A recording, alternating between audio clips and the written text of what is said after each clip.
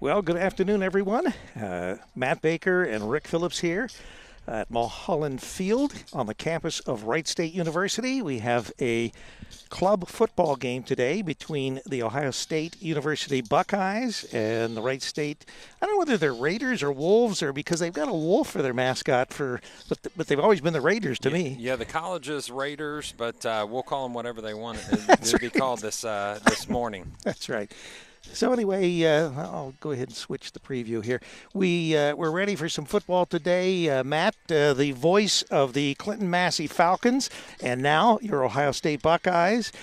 We have a disclaimer to make, Matt. You and I both have spent some considerable time on the campus of Wright State University. Yes. So in that sense, I wear a little bit of it's sort of a gold color. I don't have many colors like Wright State anymore, but I just did that in reference to the university that I graduated from. Yes. And of course, we are the Buckeyes broadcasting crew, but we hope you'll enjoy the game today. So I'm going to turn this over to Matt Baker. He's got all the information you need to know and a little bit of information about both teams. Hopefully we can at least pass some insight on, along with some great gameplay today. Yeah, we're excited to be at this venue for a second year of the road in a row to see the Ohio State Buckeyes take on the Wright State Raiders for this club football. It's interesting that Ohio State, coming off back-to-back National Club Football Association championships, comes into Wright State now with a little bit of a rhythm to get back into because of their game being canceled last week. Loyola Chicago had to cancel because they were unable to get refs. So I'm looking for the zebra stripes right now. I'm not able to see anybody yet. I thought I saw him walking up, but I don't know whether that was sure for the soccer, but I think the soccer behind us is just men's practice. Yes, I'm hoping that we can make sure and have officials, because we definitely want to get this game in. It's exciting to see Wright State Club football trying to recognize this program and get a foothold so they can maybe be an NCAA or NAIA team here pretty soon. So well established is the Buckeye Club team for many, many years now. Coach Grega, being an All-American himself as a club participant, now leads this team for Ohio State. So as we look to Ohio State, there's going to be some exciting things that we are noticing today and hoping for. We know that Jalen Haley, the running back, number one, is 102 yards, and now actually Coach Grega informed us before the game, only 53 yards now from reaching 1,000 for his career. Only two players in team history have reached that milestone. That's running back Madu Anelli in 2017 and 2019, and then Kellen Gerenstein, who's the current quarterback from 2018 to present.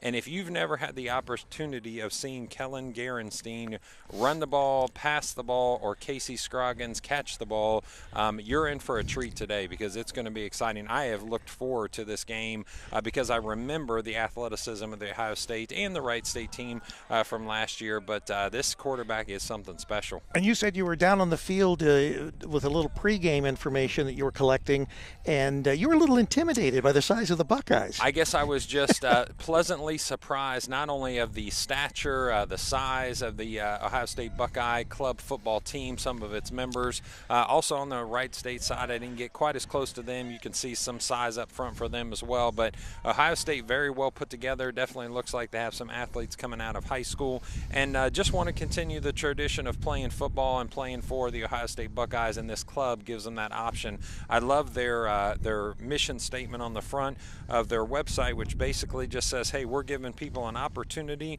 to continue playing the sport that they love and getting to wear the scarlet and gray. If you haven't had an opportunity to check them out, you can go to the Ohio State Football Club program website, as it says here, that provides the opportunity for students at Ohio State to play full contact 11-on-11 football while still pursuing a Big Ten education. And as they're pursuing that education, it's interesting to note that there's a couple players that have received walk-on offers from the Ohio State NCAA recognized team, and there's a member of this current team, and that's Casey Scroggins, number 6, who was offered a walk-on spot last season by Ohio State and turned them down. He turned them down to focus on academics. Casey is a biology major on a pre-med track. He is also the all-time program leader in interceptions and receiving yards. Receiving yards, he has 1,286. And again, if you've never seen these two, this kind of 1-2 punch of Gerenstein and Scroggins, it's going to be exciting football, especially here at the beginning. I'm sure that they're going to come out slinging. And we want to welcome all our fans from Ohio State and across the country, across the nation that tune in every time we have a broadcast for the Buckeyes. Last week we had some technical difficulties there. And just to preface everything, we don't have the game on the website because the Buckeyes coach prefers that we hide the game until the end of the season so they can't be scouted. Gotcha. I don't know that that's any problem anyway. I don't know of any team that even comes close to them as far as in scoring. But anyway, we at the request of Ohio State, we of course do that. So this game will be live. It'll be on the website for a few hours while I make my trek back to Jeffersonville in the studio, and then I'll make that private as well. But the games will be available for you to view right after, and also then at the end of the season. So we have 10 minutes before this game starts, actually about 9 or so. And if you have some time left, go ahead and tell a fan, tell a friend. You can go to the campusnation.com website and log on so you can see this game, a free broadcast brought to you by our sponsors that we'll get to here in just a second. Again, exciting information to share for Ohio State. There's going to be a couple other records that are going to be kind of built upon, and Kellen Gerenstein becomes the first player in NCFA history to reach the 5,000 career offensive yards milestone, and he hopes to tack on some more of those miles today. So again, we're going to look on that Ohio State side and see an explosive offense, and some of those explosions are going to enter into the records book today. Spencer Moore coming into his 4th year this year. He had never had a QB start. This is his 3rd season with the program, and he's getting his coming off of his first career start last week because of an injury to Gerenstein. So in 3 seasons, his overall passing stats would be 14 by 20 for 227 yards and 3 touchdowns. He's also caught 7 passes for 113 yards and 2 touchdowns last season as a tight end. You're also going to hear names like Praise Aluk, and I'm going to get this pronounced. I appreciate that Ohio State has sent us a guide for pronunciation. So Praise Alutoke. So Alutoke is a receiver. He's a former scholarship sprinter for Ohio State track and field. This is his first year ever playing football. He's originally from Nigeria by way of the UK. So he's his only stats are from week 1 as a kick return, but you're going to hear his name today as Gerenstein tries to get him the ball early on. Also, you're going to hear the name Abdu Kita, number 10, played just 1 year organized football in high school, then had an injury that let him have to sit out the rest of that year. Last week's game against Toledo was his first ever football game in which he caught 5 passes for 100 yards. So you have new faces. You certainly have some old faces that are recognizable if you followed Ohio State club football. Yeah, they've got a great foundation of players that have come back year after year. With club football, it's a little different than, obviously, eligibility for NCAA events. But I think Gerenstein has been here 5 or 6 years. Yes, I believe this is his 5th year. Yeah, and whereas you only have 4 years of eligibility in most cases through the NCAA, there was some extra tacked on because of COVID. So I'm not sure even where we are as far as NCAA, but we know that the Buckeyes, the NCAA team is playing today. I think it's at 3 o'clock, but we hope that you'll stay tuned to this game, and then you can switch over to the Buckeyes after we conclude here and root them on as well.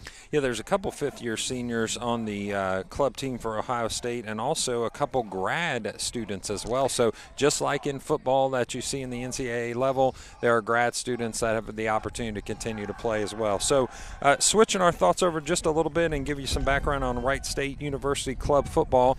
They are under a new head coach, and as I went onto the field to talk to the coaches for just a second, I tried to start pronouncing the last name, and they said, nope, they just call him Coach Marquis. So Coach Marquis, which is actually his first name, and the last name is Z RNICH.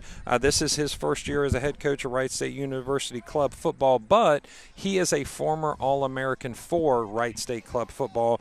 He's joined by Mark Cox, who's his offensive coordinator, Nolan Jackson, who also is a former All-American club football player as the defense coordinator. He has a special teams coordinator of Donnie Smith and a game events coordinator of Chris Mansell, who also, there's a couple Mansells on the roster as well, so we may have some relationship there. So the Wright State is definitely led by Cody Smith, their senior running back, a two-time All-American and a team captain, a fun young man to watch, and unfortunately, if I remember correctly, was actually injured last year. So right. didn't get to see him. Looking forward to seeing him today. They also have an All-American kicker, and that's Throckmorton, Evan Throckmorton, also joining us from last year as well. Team captain Christian Garrison is going to lead the defense. He's right in the middle at the linebacker position. Also comes in to play both tailback and running back. We saw him have to fill in last year at this same game in the running back position due to that injury early on. The team president is Chase Mansell, and that's an interesting note. If you're not familiar with club football, not only do they have to set up their own events, they have to make sure that their team is taken care of. They have their own treasurer, they have their own president, they have their own vice president. So they are considered a student organization on campus. So they have to abide by the same rules of like a student council or a frat would have to. And then lastly, the team captain of Mark Cox will be one of your senior O-line, D-linemen. We'll call his name quite a bit for some good blocks or some tackles. So looking forward to see this competition, which is going to start in about 3 minutes as Wright State finishes their time on the field and heads over to the sideline. Ohio State's going to bring their captains out. And we noticed before, you would think who those would be, and that's exactly who they are, coming from the leaders in their most of their offensive categories. You have Garen Steen is out there, as well as Jonathan Thiel. He's a running back, a junior running back. You also have number 0, Jordan Griffin Simon, and Simone. We have that as part of our phonetically spelled our team names there. And then also out on the field is Casey Scroggins, the receiver and DB.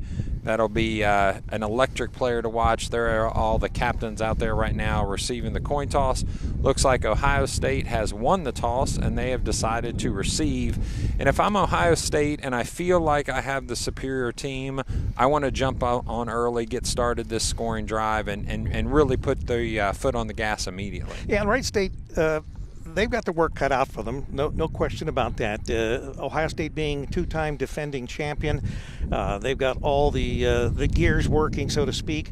And with Garenstein back, that helps a lot. Although his substitute last week, or our last broadcast, did a phenomenal job. So I look forward to an exciting contest here, and hopefully we'll keep it relatively close. Don't want it to get out of hand too much. Yeah, Spencer Moore did a phenomenal job last week. Even though there was an injury to Garenstein, they didn't miss a beat. He had a career day against Michigan State, and then the canceled game against Loyola Chicago. So we're getting ready to start team play here in just a second. Coach Grega addressing his team right behind the field here. Also the Wright State team getting ready to start this contest in about a minute and a half. Again, Ohio State decided to receive that kickoff, hoping to score early and often, I'm sure. And as you said, two-time defending national champions, Wright State does have their work cut out for them. A couple crowd members here on the Wright State side, a few for the Ohio State as well. Club football still gaining ground where you would think it would need to, and that is with the student body. So the student body is actually being addressed right now by the coaches and by the Wright State team. So nice to see. The colors will be brought onto the field, and we'll have ourselves a Star Spangled Banner here in just a moment. We will take a small break in the action as they present the colors and for the Star Spangled Banner.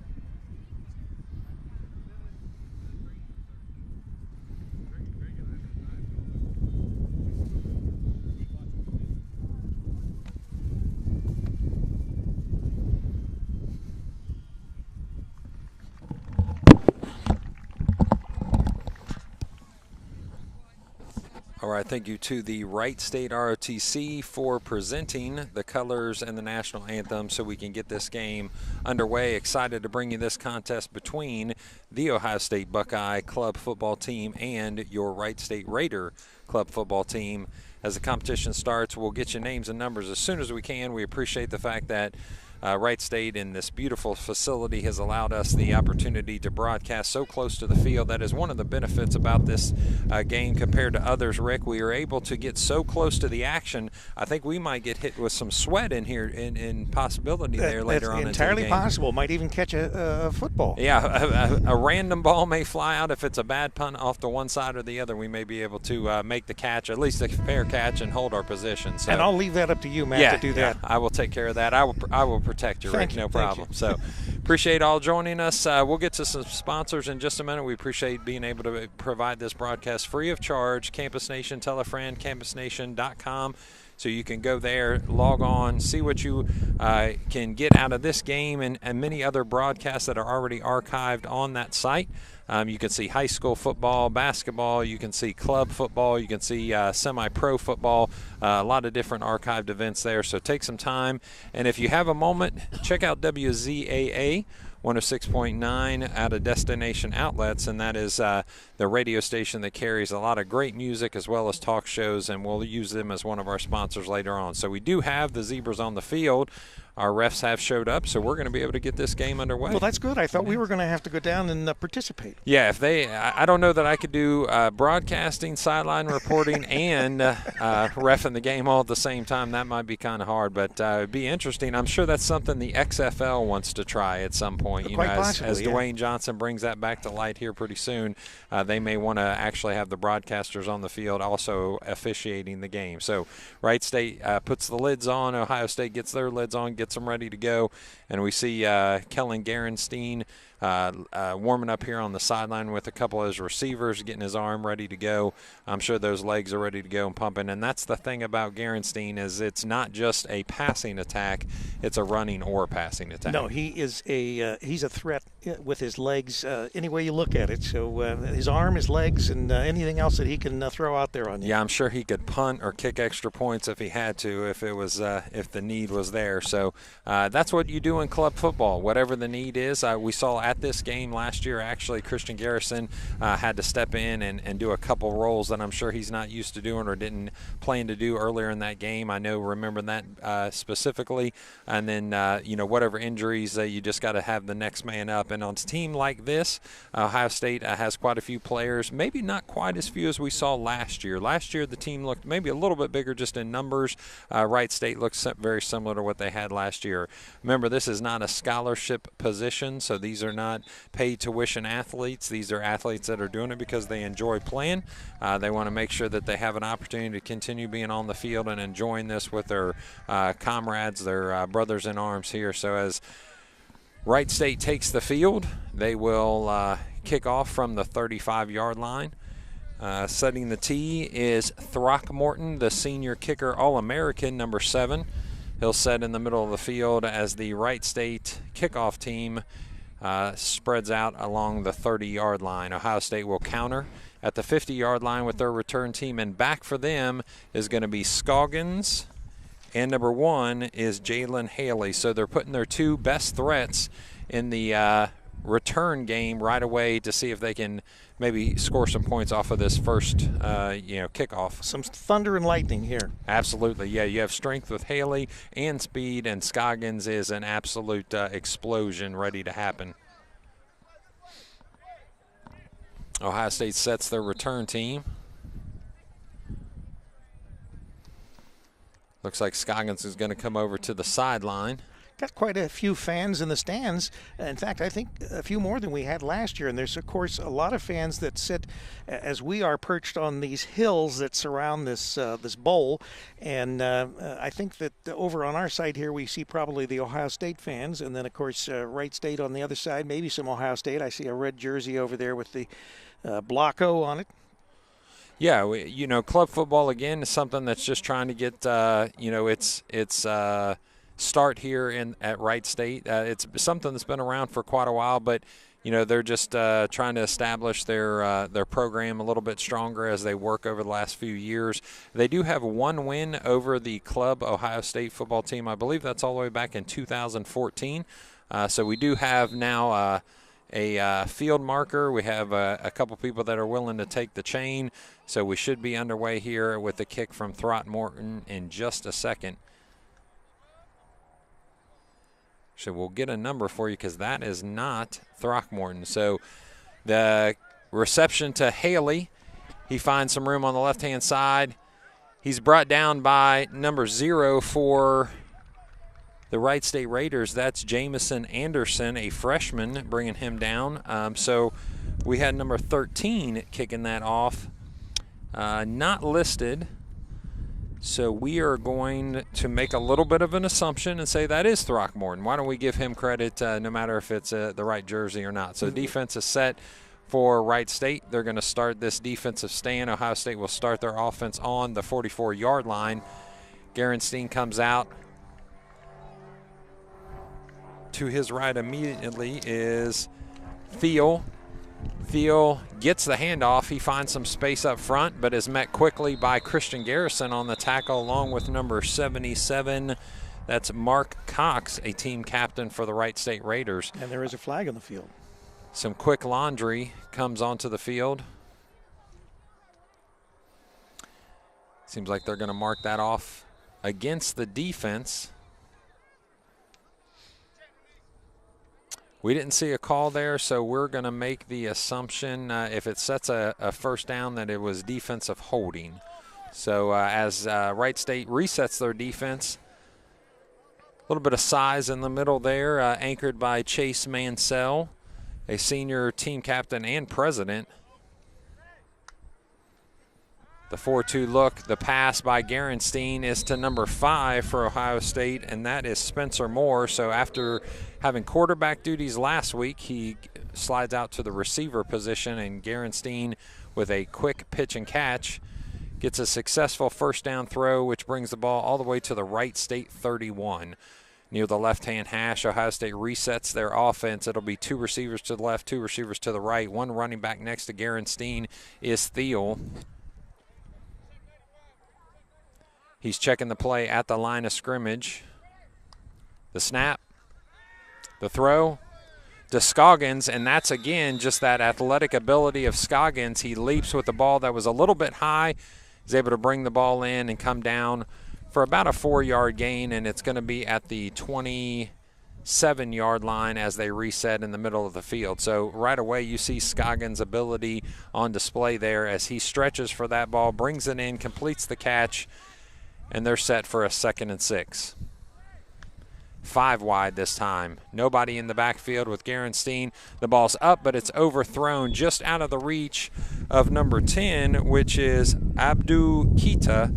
We mentioned him in the pregame that he's coming off just being a recent convert to football after missing any organized football in high school. He had his first game against Toledo where he caught 5 passes. So excited, I'm sure, to get him into this game right away. Spencer Moore checks over to the left-hand side of the formation. He'll be a single receiver to the left. There'll be 3 receivers to the right as Gerenstein directs traffic. Thiel to his right. He'll stand at the 30-yard line and receive the snap. The throw to Gerenstein again is outside to Scoggins. Scoggins catches it, makes one person miss. He's able to get down to the 5, but steps out of bounds at the 4-yard line. So Scoggins with a first down catch and run, little yards after the catch. Did hold that ball out quite wide, so I'm sure Wright State saw that and wants to try to snap that ball out of his hands at the next opportunity. Straight to the line of scrimmage goes the Ohio State Buckeye team. Off to the right, the throw. He's able to catch and complete it, so that's going to be a touchdown on a quick strike from the 4-yard line. Outside goes Kita. So Kita with the reception, the touchdown, which after his game a couple weeks ago where he was able to catch 5 passes for 100 yards and a touchdown, that's his 2nd touchdown of the year as Ohio State team comes off the sideline and the kicking team comes in. Number 35 will attempt the extra point, and that's David Rivey. David Rivey for Ohio State. The snap, the kick, it's up, and it's good. So Rivey makes it a 7-0 score with 12:40 left in the first quarter. So if you're Ohio State, that's pretty much exactly what you wanted it to look like. You go down the field, a couple passes, a couple attempts at a run. That RPO is working right away, and the Wright State defense had no opportunity to stop them on that particular drive. No, that was a great drive. So Gerenstein doing what he does, running the offense, and I saw already it looks like he has the opportunity to do what we call a little check with me. Which means he can stop a play that was called in and make that change whenever he feels it's appropriate. So he did that at least once on that last drive, which led to a successful catch off to our left. So Ohio State now brings their kickoff team onto the field. Wright State with their return team gets set. This time we'll see if Wright State can answer with a score.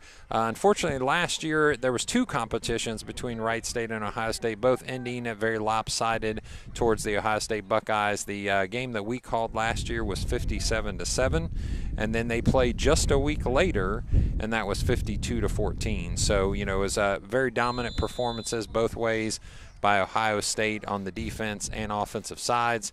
As Ohio State gets their swinging arms ready to go, Rivey sets, his hand drops. He will kick off from the 35-yard line. Nice end-over-end kick. That's going to come back to Wright State number 7. He finds some room on the left-hand side, getting down to the 27-yard line. And that is actually listed as Evan Throckmorton. So we will unfortunately have to give, if that's incorrect, the credit to somebody else. But, right.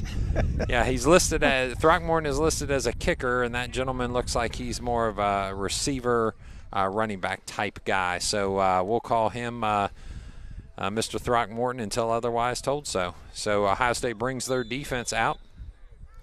Defensive coordinator for Ohio State. Buckeyes call timeout, it looks like. Right? No, I think he was just calling his play. defense. Yeah, the defense coordinator is Devin Stover, making that defensive call to his Ohio State Buckeyes. The snap to Wright State, the run by number 10, immediately met, in fact, by a host of Buckeyes in the backfield is C.J. Pittman. Pittman gets the handoff and then, unfortunately, is tackled immediately. And that's going to be a 4-yard, almost a 5-yard loss on first down. So the Ohio State offense and defensive lines look to dominate this game. That's going to be their hope.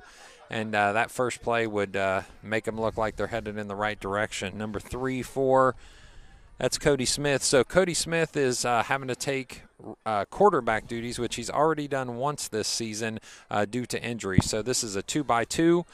2 receivers to the right, 2 receivers to the left. The running back behind him is Pittman. In motion goes 0, Jamison Anderson. Getting met again very quickly is number 20, A.J. Sanders, and he's going to be dropped after a 1, maybe 2-yard gain. So Ohio State is very quick on the defensive side of the ball. Haven't gotten back to the original line of scrimmage yet. It's 3rd down. What's it look like, about 4? Yeah, I'd say just to get back to the original line of scrimmage, right, they're going to need 4. So a 3rd and 14 on their first drive goes Wright State. Plenty of size up front for their offensive line. Again, a quarterback that's out of position right now, usually a running back, a talented one, and that's Smith. He calls an audible from the line of scrimmage. Looks like he just wants to call his own number, and he is met immediately and brought down for maybe a half-yard gain. So on 4th and 13, looks like the punt team's coming out for Wright State. So if you're Wright State, there's an immediate concern that in, we'll say, 3 plays, you went backwards 3 to 5 yards. Right, not what you want to do when you start. Yeah, not against the Buckeyes. After a score already of 7-0, the first drive going exactly how the Buckeyes would want it to go. 10:30 left in this first quarter. We'll have now a snap and a punt from the Wright State side. The kick hits actually Christian Garrison in the back and falls immediately down. So number 13 again, we don't have him listed. We're going to call him Mr. X? Yeah, I guess that Mr. X, unfortunately. I think we've given Throckmorton the label for 2 or 3 guys, so we'll just continue to call him Throckmorton as well. Looks like there's a man down for Wright State here. There is. So, injuries, unfortunately, are somewhat common in club football and something you got to watch out for because your amount of people are pretty low on both sides of the sidelines. Did we ever hear anything, because we did the Clinton-Massey-Batavia game last night. There was a young lady that played for Batavia. Did we hear? I did.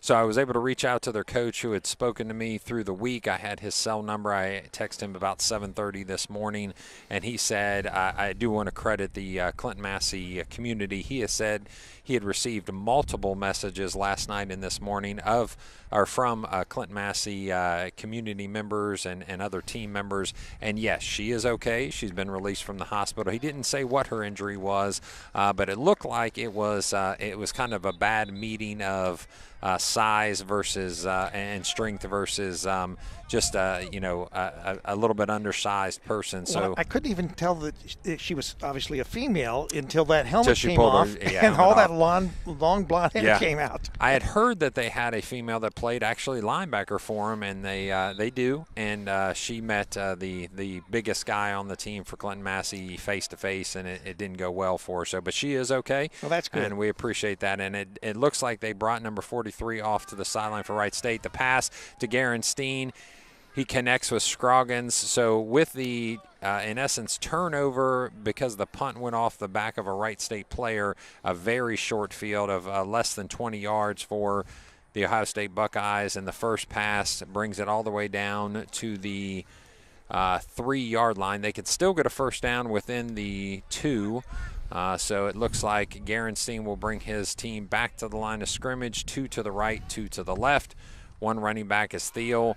He gets the ball off the left-hand side. Christian Garrison attempts to tackle him, goes right out Penalty over, flag. And it looks like there's a penalty. Will that be holding maybe? They're going to call holding against Ohio State. So they're going to reset this after they mark off this penalty, and it'll keep it second down, but that touchdown is no good because of the penalty. So Ohio State able to score on their second play from scrimmage after the turnover, but that's going to be brought back as they mark off a holding call against the Buckeyes. In the middle of the field goes the ball at the 15-yard line. Garenstein looks to his coach. So the offensive coordinator for the Ohio State Buckeyes is also the head coach. That's James Grega Jr., a former All-American club football player himself. Calling from the sideline, signaling in the plays. Looks like he has 2 receivers to the left, a tight end and receiver to the right. Garenstein resets his receiver on the right-hand side. He's off the ball this time because of the tight end. The snap, a little bit of pressure, and Garenstein's going to take off, run it to the right. He slides down, and he goes down at the 10-yard line. It's a 5-yard gain on second down, so that'll leave 3rd and 6, 7. It'll leave 3rd and 7 right about the 10-yard line. So nice defensive play by Wright State, giving Ohio State a little bit of a stop there. Garenstein sets his offense. To the left of him is Thiel. To the right, a receiver of Kita. 3 receivers to the left, Moore, Scroggins. Garenstein steps back, little time to throw. In the side of the end zone is Scroggins. He gets a nice catch, toe touch, and he's going to score. So that's 2 scores for Ohio State Buckeyes, bringing the score 13-0 with an extra point attempt to come. 8:26 left in your first quarter. Garenstein had time, did receive a little bit of pressure off to his right-hand side, steps up in the pocket and throws a beautiful spiral to the left corner where Scroggins was just waiting for it. And the kick is Rivey, number 35 for the Buckeyes. Wright State with pressure. The kick is up, and it's good. So 14-0 is your score based on a turnover due to a punt block by Wright State's up back. Unfortunately, the ball goes right into his back and then falls down for a short field. Rivey's going to reset his kickoff team, and Ohio State brings him out. Last week's game, we got an opportunity to have Coach Grega come talk to us. So hopefully we'll have that after the game tonight. And he had to climb the 3-story tower that we're up at the top of. He said he didn't realize it was that high up off the ground. Yes. It's high. And that's at the Columbus Field, correct? Right. Yeah. So we have a nice perch that we're sitting on here. It's a beautiful day. We appreciate the facilities given to us by Wright State, not only to broadcast but to play this game. Bringing to you National Club Football Association team play here, the Ohio State Buckeyes against the Wright State Raiders. 14-0 is your score. If you're just joining us, 8:26 left in the first quarter as Wright State brings out their kick return team. Back is number 7 listed as Throckmorton, but more than likely we'll try to find you a different number here at halftime and see if that we've got everybody in the right places. The swinging arms of the Ohio State Buckeyes show that Rivey is going to kick off end over end again, goes to number 7. He catches it, tries to find an opening on the left-hand side. He's able to make one person miss, goes outside and out of bounds, but there is going to be a flag on the field. Looks like potentially the return team has caused a penalty. Most likely holding somewhere in the backfield there. Yeah, that or a block in the back are usually the calls when they come behind. Actually, it's going to be a chop block on a kickoff return is something you don't really see all the time. Don't see it very often, no. Yeah, usually that's on the line of scrimmage. So so they're going to walk that back off, and that's going to start Wright State even deeper in their territory than what they planned on being. So the ball's going to be spotted at the 13-yard line. It'll be on the left-hand hash as Wright State tries to get some rhythm on offense. Unfortunately, the first drive did not go well, only going backwards 6 yards, finishing 3 yards deep from the original line of scrimmage. So Wright State brings their offensive line up set. They're going to be in a spread look, which is 2 receivers to the left, 2 receivers to the right, 1 running back next to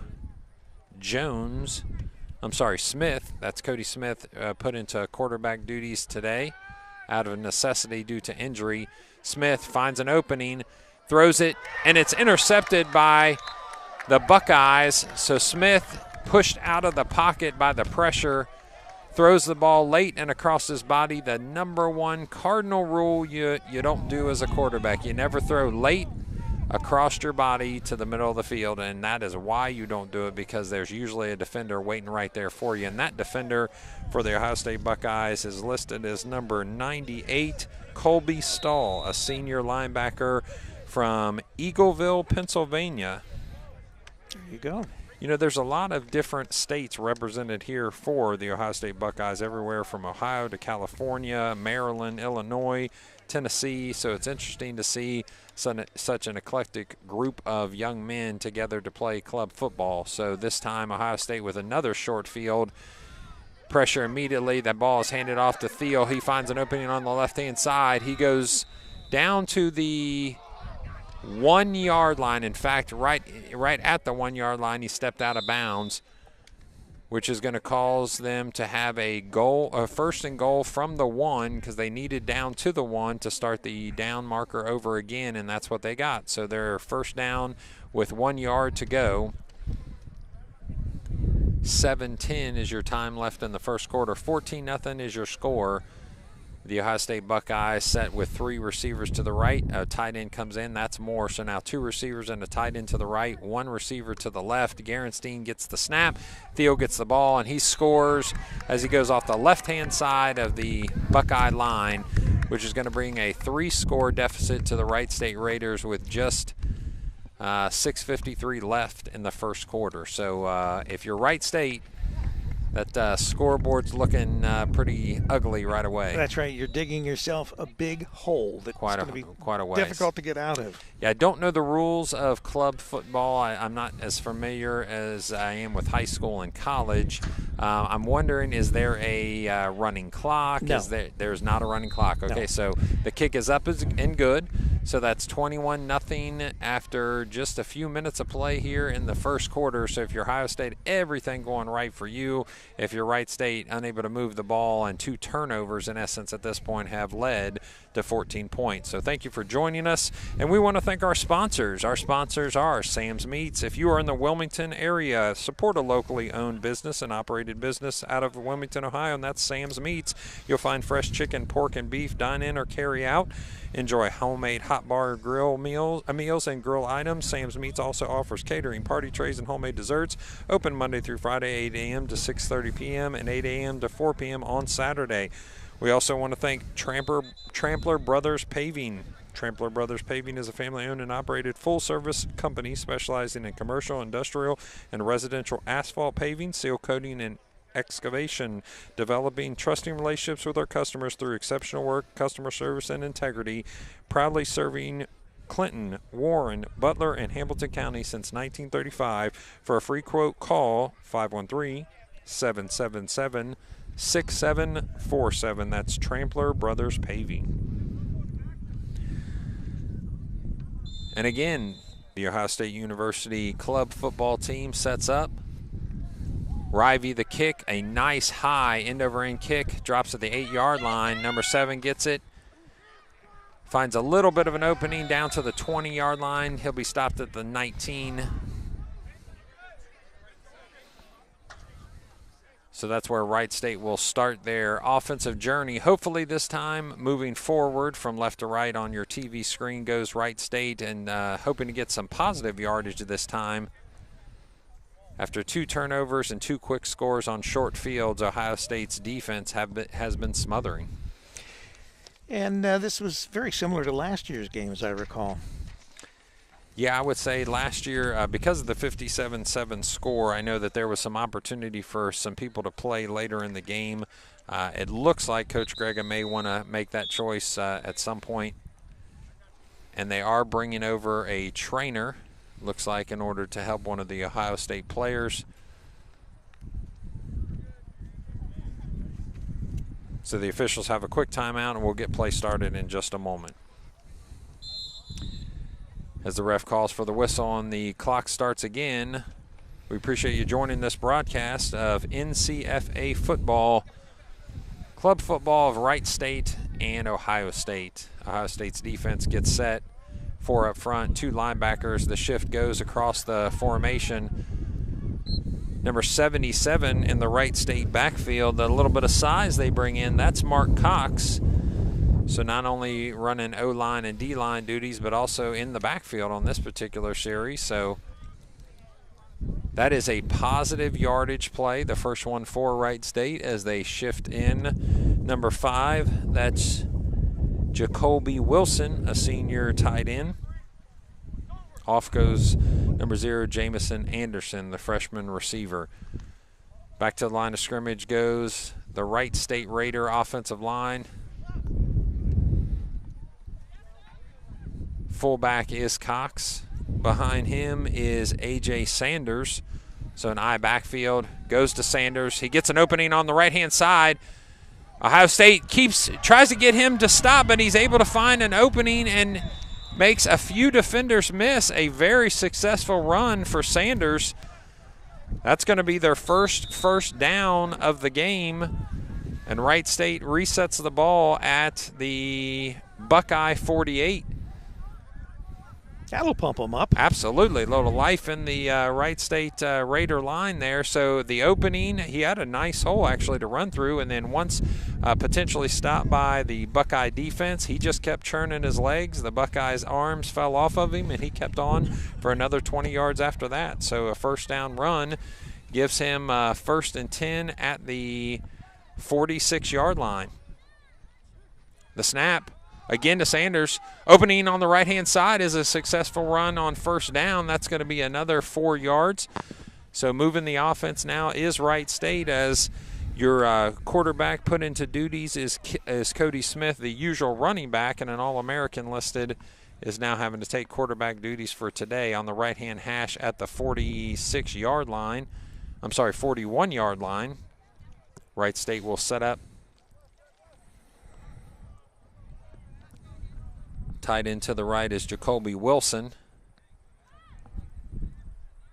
Sanders dots the I with Cox behind him, in front of him. This time it goes to Cox. He's met quickly. And although a small push by the Wright State line, it's going to just net about 2 yards.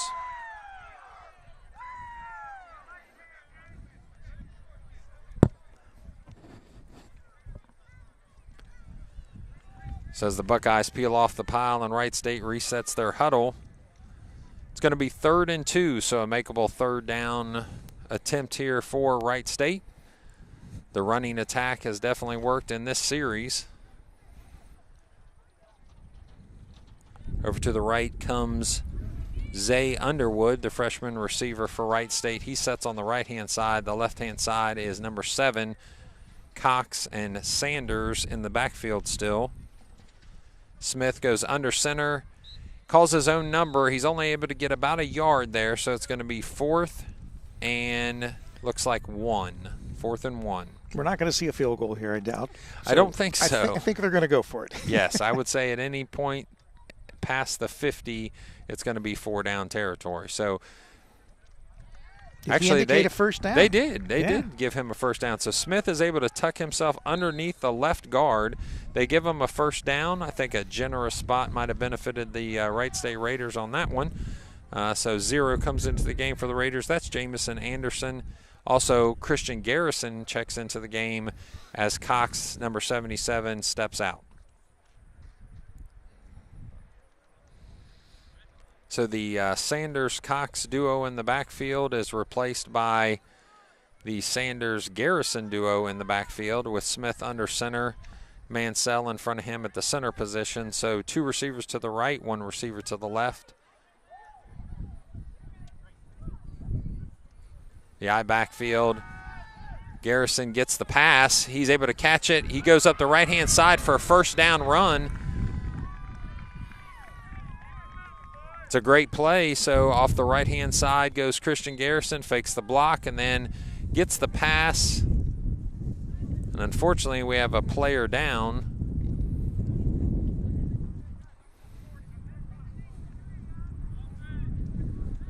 So that might be Garrison that's down right now, so let's check on him in just a moment. So as we have just a moment while they're checking on the injured Wright State player, we'll go back to our sponsors, Destination Outlets. The 2nd annual World Pumpkin Pie Eating Championship, it's back at Destination Outlets. Will competitive eater Joey Chestnut take home the title again in 2022?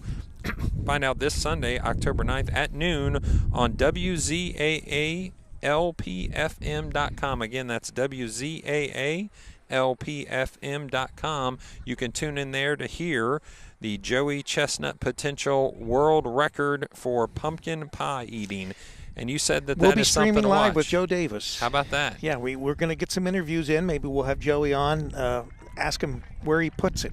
Yes, exactly. So Christian Garrison able to pop up, shaking his head, might have got his belt rung just a little bit there. Nice catch by him, a nice pass by Smith. So he trots off the field under his own power with no problem. I'm sure he'll be back into the game very quickly.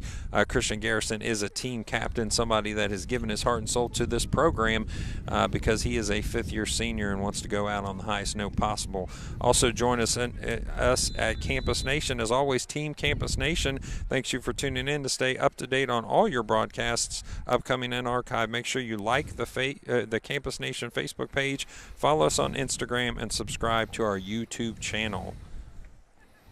Right, you'll get all the alerts when you subscribe, and of course we have a lot of sports, a lot of interesting things that go on. If you subscribe to our WZAA YouTube channel as well, you'll be able to be notified when things happen like that 2-pound pie eating contest tomorrow. Ohio State wanting to stop the bleeding here just a little bit. A very nice run-oriented offensive series by the Wright State Raiders. Smith takes the ball to the left. He's going to call his own number. He tries to find an opening on the left-hand side. He's able to lean forward. But after that contact, he stays on the ground just a little bit long, and he gets up, pops up, gets ready to play for this next down. We appreciate the Wright State cheerleaders that have come to join the game today. That's right. They're decked out over there. They are. They look nice. They're shiny. all in their shiny pom-poms and full uniforms there. So we appreciate the Wright State Raider cheerleaders joining this club football contest today. As we said, we have a nice crowd over there in the stands. We're panning over to it. You can see the cheerleaders there. They have looks like the gold pom-poms. Mm-hmm. Little flash, little excitement from that sideline. That's right. Hey, we do it right at Wright State.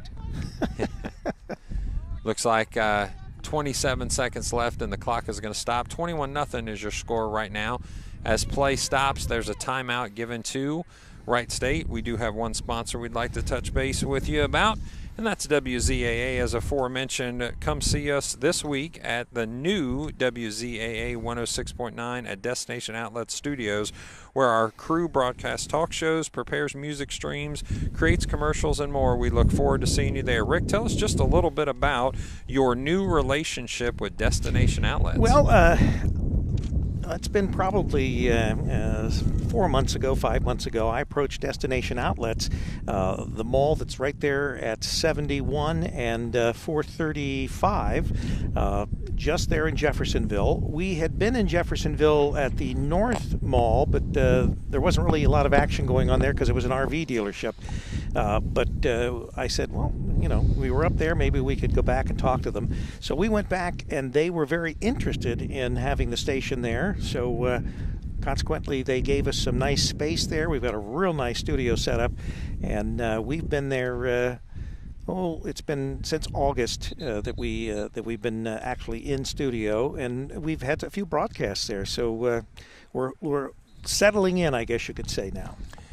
And what type of broadcast can people hear on WZAA? Well, we do political broadcasts. We do fitness broadcasts. We do just about a little bit of anything. Some live sales. As Wright State brings their offense back onto the field, Smith gets the shotgun snap. He throws it. Out of bounds goes that ball, sailing over the head of the receiver. That was number 7. So on 2nd down and 5, a long pass attempted by Smith, and he is really getting pressure right away as soon as the ball is snapped, so he had to get rid of that ball quickly. The receiver had the time to get there, but it was out of bounds. Ohio State makes some changes on defense. Coming into the game is number 22, Lance Wickman from Navarre, Ohio, Fairless High School, listed as a 5'10", 180-pound junior. He'll come in at a DB position. So Wright State trying to hit pay dirt here on their 3rd offensive series. The I backfield has Cox, Sanders, the snap. The protection is there as he rolls out right. No receivers open. He's just going to throw it to the ground. A receiver was in the general area, but a smart play there to try to live and play another down goes Smith. So now the question, do you kick a field goal or do you actually go for it? I don't know what their field goal kicker is like. They're bringing in the kicking team. So number 13, not listed on our chart here. We'll hopefully get you some numbers and new names at the halftime break. Looks like Smith's going to be the holder. Garrison's your captain of special teams, so he'll count his guys out. And then number 13, which, again, for right now, we're going to continue to call Throckmorton until they tell us something different, steps off his line for this field goal attempt. The snap, it's a low snap. The kick is up, and it's going to be off to the left-hand side. Yeah, so that's no good. So the attempt at 3 points falls short and to the left, and Ohio State's going to bring their offense back on the field as the defense is able to stand. That was a nice offensive series by Wright State. Unfortunately, they just couldn't hit pay dirt. Well, I think that they maybe have a blueprint now for going forward in this game. The other thing is the Buckeyes are deep in their on their side of the field, so perhaps that'll be a plus as well. Yeah, you would question the defensive coordinator for Wright State. I believe another All-American selection years ago for the club football team here is Nolan Jackson. He's in his first year in that D coordinator position. Does he try to hold them back here and flip the field, or is he going to play a little more prevent and just keep the ball in front of him. Christian Garrison running his defense from the middle linebacker position. The long pass, it's going to be down the middle of the field, and number 15 for Ohio State stopped, and that's Praise. We mentioned him before the game started. Praise Alatoke. So Alatoke. Praise Alatoke had some space between him and the defender, but kind of stopped in his route and was not able to catch up with the ball, which was thrown by Gerenstein in the middle of the field. So Ohio State trying to find rhythm back on offense after being up 21-0 in the first quarter. Now sets the offense, does Gerenstein, gives the ball to Theo, wide open on the left-hand side is Theo. He dances around, makes two defenders miss. He's to the outside, takes his time at the 50. He's pushed out of bounds. I thought he was going to run over to the soccer field. And sorry, I want to correct that. That is Haley. That is not Theo. So Haley, he is a junior running back that we had mentioned in the broadcast that before this game only needed 53 yards. He might have got a lot of them on that particular run. So that's going to end the first quarter with your score 21-0 Ohio State. So after a barrage of points, probably within the first 6 minutes, because of the Wright State long offensive drive there, their last drive, they were able to keep the Ohio State offense off the field. 15 minutes is reset as we start this second quarter. And, Rick, if you're Wright State, you know, you kind of withheld the barrage, like I said. You're down 21-0.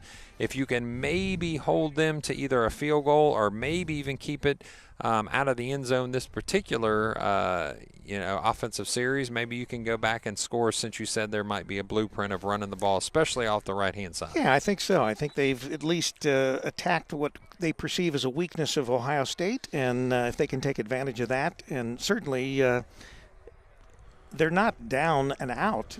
21-0, they still can come back, and obviously if they can turn the field and take the ball over and drive down for a touchdown, it'll be a very competitive game again. I think it's just like any other high-powered offense. The key to the game staying close is keeping the offense off the field. So if Wright State can put together a couple longer drives just to eat up clock, that's the best thing that they can do for their defense to try to save this game from getting out of hand. So Gerenstein brings his offense back onto the field. He gets the snap, the clap. He gets some pressure. He throws it off the right-hand side to a wide-open Moore. Moore buries his defender into the ground. That's number 0, Jamison Anderson. So Moore, a nice-sized young man. Looks like a little bit of conversation going on between Wright State and Ohio State after the play is over. But Moore listed as a 6'1", 200-pound.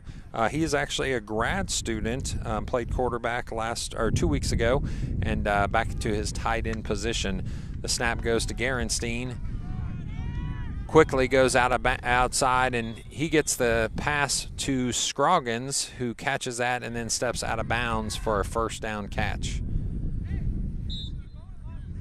Scroggins is just an unreal athlete. I mean, just explosive. Yeah, it's very difficult to match up with him. He just has so many weapons, and he certainly has proven to be what Grega says is probably his best athlete on the field. Yeah, just overall. I mean, he's got size, he's got speed, is a ball hawk on the defensive side, and definitely has the athleticism to make the tough catches as well. Gerenstein with the long pass.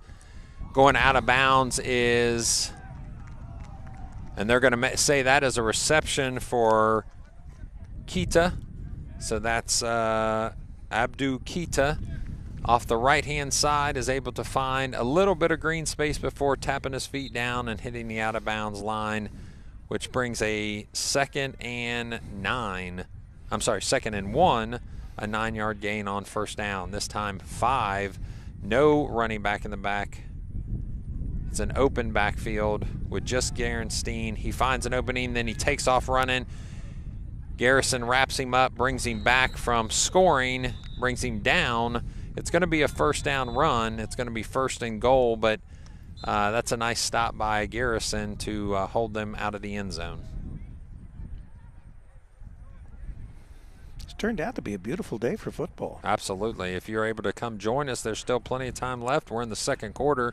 13 minutes left in the second quarter means we've got over 45 minutes of football still to go here with a halftime. So come join us at Mulhollan Field in Wright State University, right outside of the Nutter Center parking lot behind and to the left there. So Gerenstein dances his way through the defense and is able to score.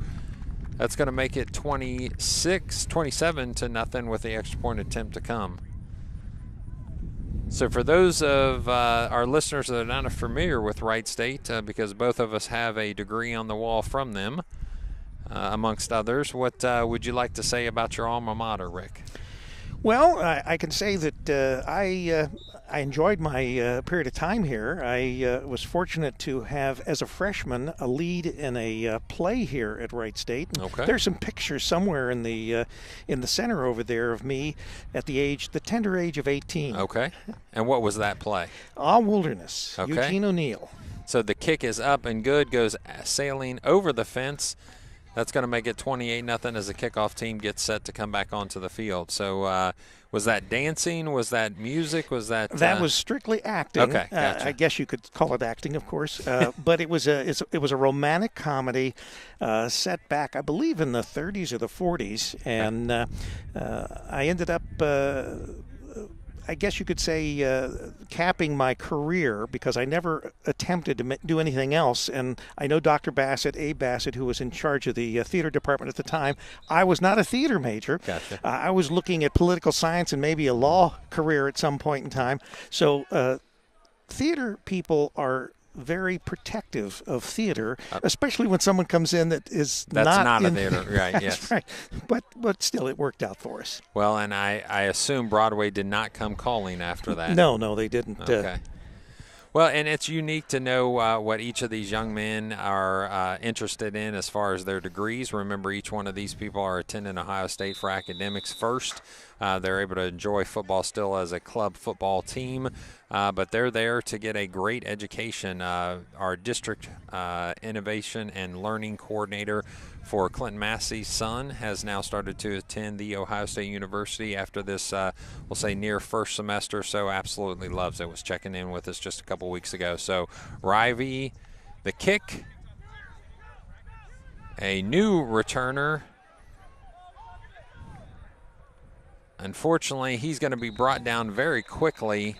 The ball is down.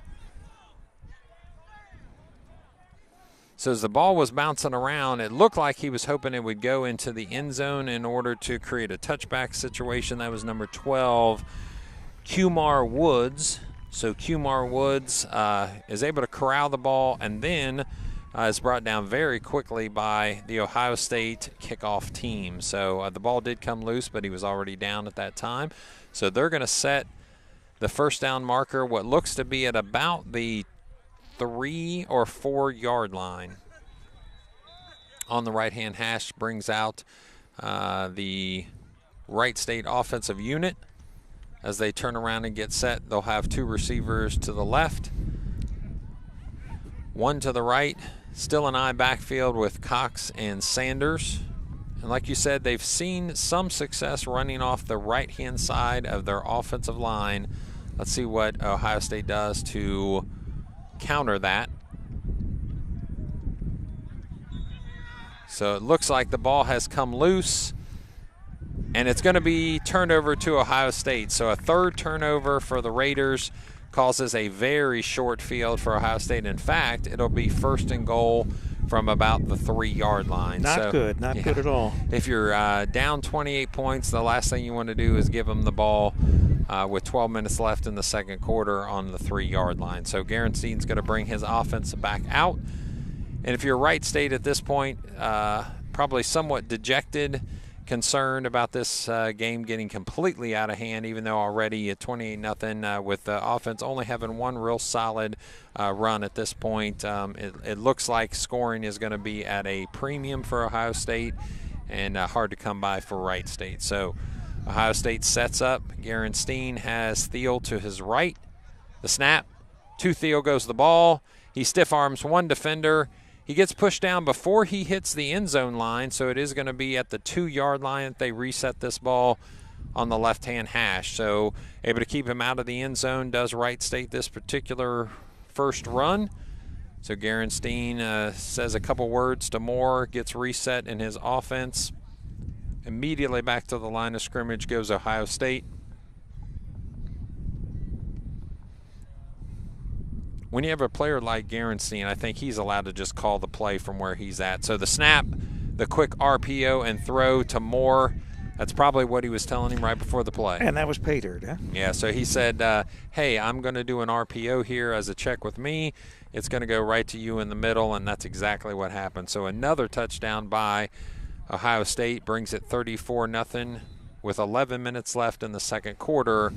Wright State given another short field, so that's 3 gifts that they've given to Ohio State on 3 turnovers. Each one of them has resulted in a touchdown, and if this extra point goes through by Rivey,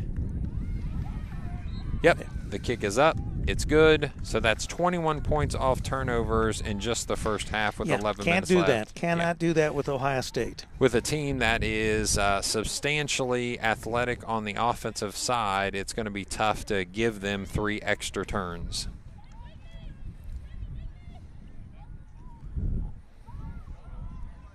So Ohio State getting plenty of practice for their kickoff team today. And Wright State, conversely, getting a lot of practice for their kickoff return team. And I'm sure they didn't want that to happen. But usually in games like this, the only statistical advantage for the team that takes the loss is return yards on kickoff.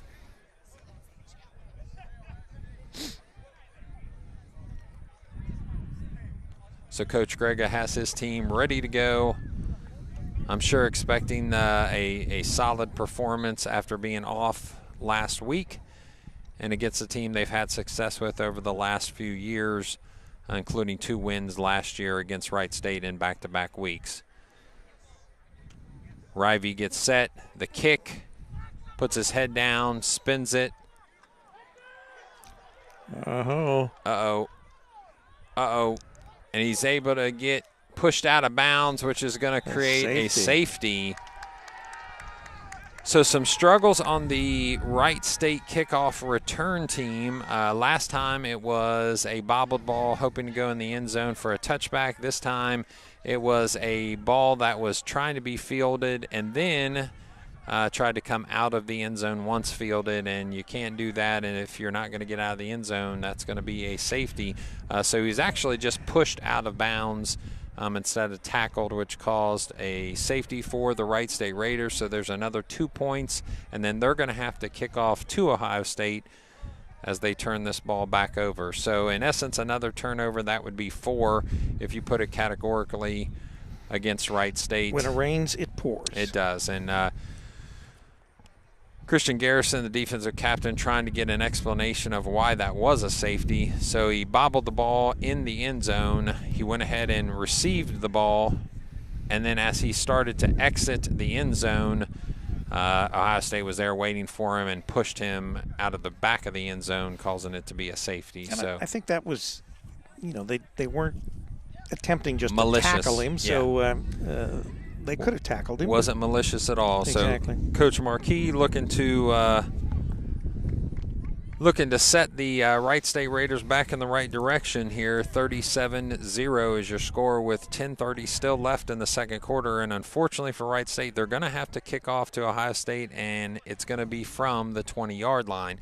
So this is called a free kick. It can be either a punt or you can use a tee and do a, we'll say, normal kickoff.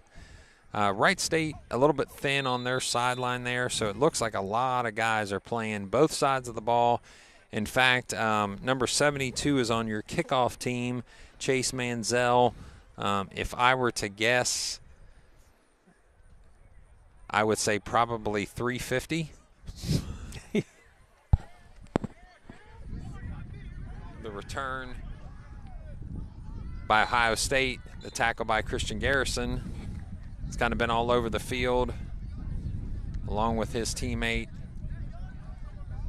number 46. That would be Maurice Crenshaw. So Garrison and Crenshaw on the stop there. So Ohio State returns the ball to the 43-yard line. starting on the Wright State side of the field for this offensive series yet again. Many would consider that a short field for Ohio State, especially with their quick strike capability. A short field is correct. Yes.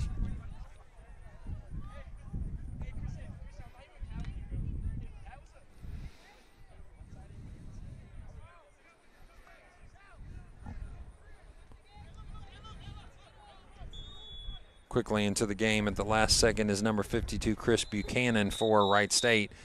Instead of letting that play happen, the timeout is going to be called, and that's going to go to Wright State. So instead of maybe having a defensive misalignment there, they call a quick timeout to get their personnel set. Save a penalty there. Mm-hmm. Appreciate you joining us on this somewhat windy but beautiful day. Sun is shining here at Mulhollan Field at Wright State's campus. A beautiful campus that it is. Again, for those of you that have the opportunity, come join us and see the rest of this game as the Ohio State Buckeyes, the back-to-back national champions of club football. And it would be interesting to know, and this may be something we can get through research, who is their best rival?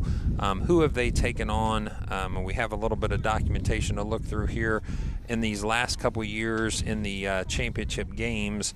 It would be interesting to see if we can come up with some information here for you. It looks like Michigan State brings quite a team. Steen, he gives the ball to Thiel. He finds an opening off the left-hand side. Another tackle by Christian Garrison and a flag on the play. So let's look, and if you go to the NCFA website, I think Oakland might have given them a run for their money a few times. And, of course, it depends on whether you actually talk within their conference or whether you're talking about teams from other conferences that have played the Buckeyes over the year. Last year, the national championship game, I'm trying to think the team that played Ohio State, but they had played them earlier in the year, and there was a controversial call. I remember that, yep. And I'm trying to think what the name of the team was. So the penalty against Ohio State brings a little bit of life to the defense, but opening for Hayden, or for number 1, that's Haley. And that will more than likely put him over the 1,000-yard mark. So he is setting a record for Ohio State club football that only 2 other people have reached alongside of him. And the team they faced last year was George Mason. That's and you're right. That was the controversial call. But they did win 42-27 in the championship game to make a 2021 championship and a 2020. So the throw this time in the corner of the end zone goes Scroggins. Off his hands, and he probably would have been out of bounds if he would have been able to corral that in. So a nice pass, but a little bit far from Steen to Scroggins. Yeah, the regular game, George Mason had actually asked for an appeal. What happened was, I believe, George Mason was called for a safety. They received the punt and backed up into the end zone just barely, and I don't think we caught it actually on film, so it wasn't a case where they were looking to us to settle it. But their appeal was denied, and Ohio State got that win, and then faced them in the national championship game as well. Well, they had the chance to prove them wrong, and unfortunately came up short, 42-27. So a lot of pressure being put on by Wright State. Steen throws the ball wide of Kita. So another defensive stand by Wright State. A lot of pressure being put on that time by number 12. That was Kumar Woods, the sophomore receiver linebacker for Wright State. Almost was able to grasp Steen in his hands as Steen runs to the right. Throws that ball out of bounds. So it's going to be 3rd and 8 for the Ohio State Buckeyes. And you had mentioned some of the other Great Lakes competitors are Oakland, Michigan State, Toledo, Loyola Chicago, Miami of Ohio, and then, of course, Wright State. And as you had well thought, it is Oakland that gave them a little bit of competition. They're also 2-0 as Ohio State is 3-0. Pressure up the middle and a sack and the by ball's Wright State. out. The ball's loose. I guess it was recovered by Ohio State, it looks like. Yep, it looks like it. But number 32 with the sack on Gerenstein, and that is Tayshawn Azell. So Tayshawn Azell comes free off of the left-hand side of the offensive line. You don't see Gerenstein ever sacked that much. So no, I'm certain that the last Wright game, State. Yeah, the last game that we were able to call, we did not see a sack on Gerenstein. So a stop on defense by the Wright State Raiders gives a field goal opportunity over to Ohio State this time, and that's going to be kicked from the 30-yard line. This will be interesting. So that's going to be a 40-yard field goal attempt. A low snap. The kick is also low. But it made it. Looks like it's good. Kind of a lawn dart it was, but right. it goes through the uprights on a missile-type kick, and that throws another 3 points on the board for the Ohio State Buckeyes, and that's going to make it 40-0 with 7:54 left. And if you follow NCFA football, not only do you have the Great Lakes, but you have an Independence conference as well. Then you have the North Atlantic, and the North Atlantic has Clarkson and Sacred Heart in Vermont. Then you have a North Atlantic South Division with Coppin State, George Mason, and Pittsburgh. And then you see a South Atlantic of Columbus State at 2-0, Gordon State, Longwood, South Carolina, and Central Georgia Tech. So these are, again, our club football teams. Some of them that have representation in the NCAA world as well, or the NAIA world, but these club teams have been fielded in order for these academic students to still have the opportunity to play football. So great mission for this particular group is to put their studies first, but also still get to have fun on Saturdays. And that Saturdays and Sundays are a fun time for these football players.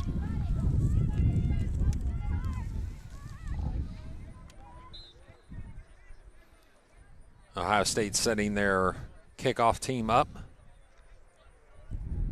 Gunner position for closest to us is number 11, Carone. The kicker is Rivey. Rivey's kick way up. Nice kick. Nice kick, but it looks like it's going to go out of bounds. So probably the best Wright State. thing that could happen for Wright State is to not field the ball. It goes out of bounds, which is a penalty. That's going to be brought, I believe, to the 35-yard line. So it's going to be starting position for Wright State, which has been the best that they've had all game. Well, it'll be interesting to see if they once again try to establish that ground running game. Yeah, what worked in the offensive series that ate the most time up was an I backfield running off the right-hand side of the offensive line, a couple successful runs, and then you had a stall there as they started to go deep into Ohio State territory. So we see Smith coming back on the field, sets his offensive huddle together, and they're going to take the ball all the way up at the 35-yard line due to the penalty and the kick out of bounds.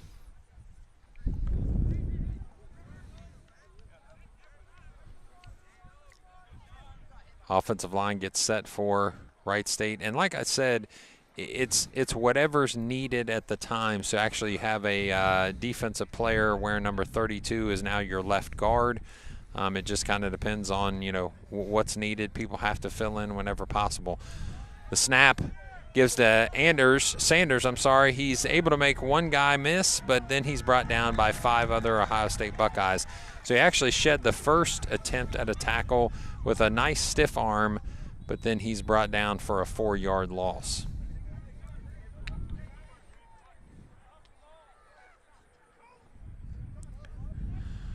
Ohio State trades out a defender there. Scoggins comes into the defensive side as Ohio State has one limping off.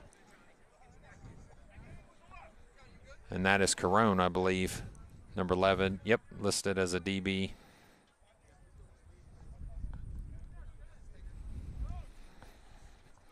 Linebackers up the middle for Ohio State is Zay Palmore.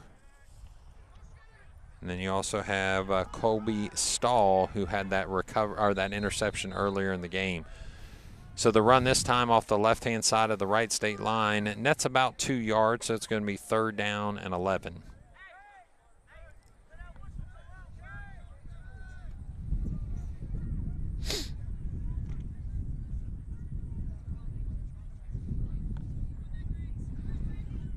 Interesting to see on the right-hand side of our sideline here, the defense uses a colored bat system. I'll be honest with you, that's new to me. I haven't seen that, and I wouldn't know what each one of those represent, but that's something we may get from a conversation after the game just to see what that is helping the defense decide once on the field. So this time it's going to be a timeout for Wright State.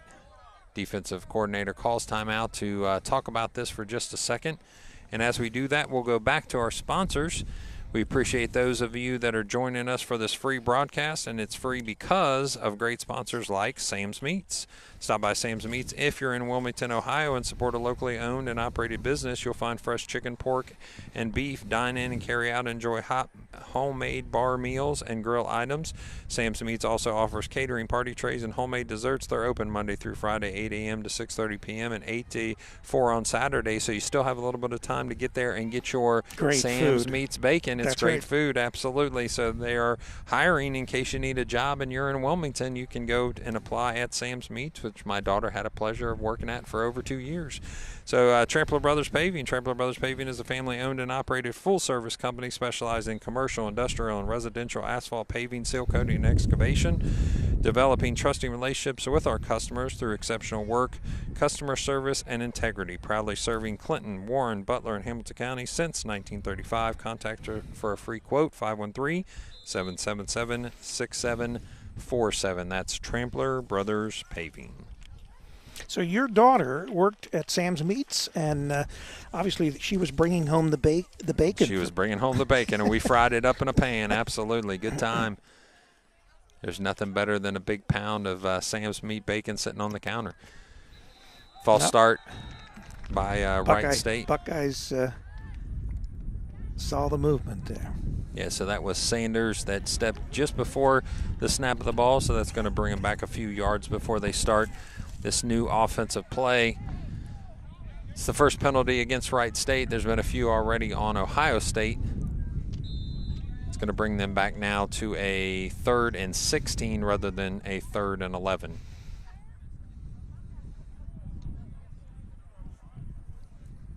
Defense coordinator for Ohio State signals in to just run the defense they had already had set. Smith this time has a spread look, 2-by-2 with a single running back behind him.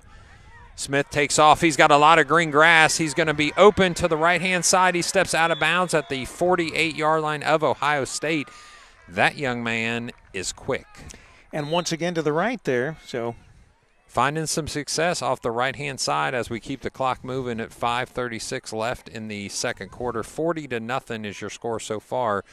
We appreciate all of the Wright State student body that's helping us in the clock and helping us in the sidelines and in the stands as well.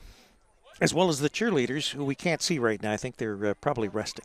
Yes, they're shaking those pom-poms takes a lot of energy. It does. It's a very laborious duty. So we do appreciate them coming out on this somewhat blustery but sunny day on a Saturday to support this club football team. Definitely adds to the spirit of the game. Does. Nice turnout, as you had mentioned before, Rick, with plenty of people in the stands on the Wright State side, but some of them in red as well. So the counter play gets quickly sniffed out by Stahl. Stahl has been all over the place on defense. Good player, nice size young man as well, playing that middle linebacker and outside linebacker position depending on alignment. So the defense comes back in from the coordinator quickly. Ohio State's ready to go as the Wright State offense sets their huddle together. They're going to start this play from the 45-yard line of the Buckeyes.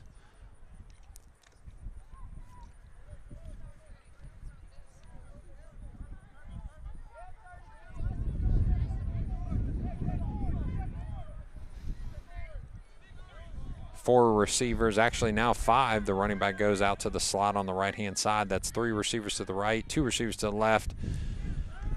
Ohio State tries to bring a little pressure with just their down lineman. Smith direct in traffic. The throw is actually going to be waved off. Oh. It's going to be waved off. It looked like it might have skipped the ground right before it got to him. That was Jamison Anderson. There's a flag on the field, too.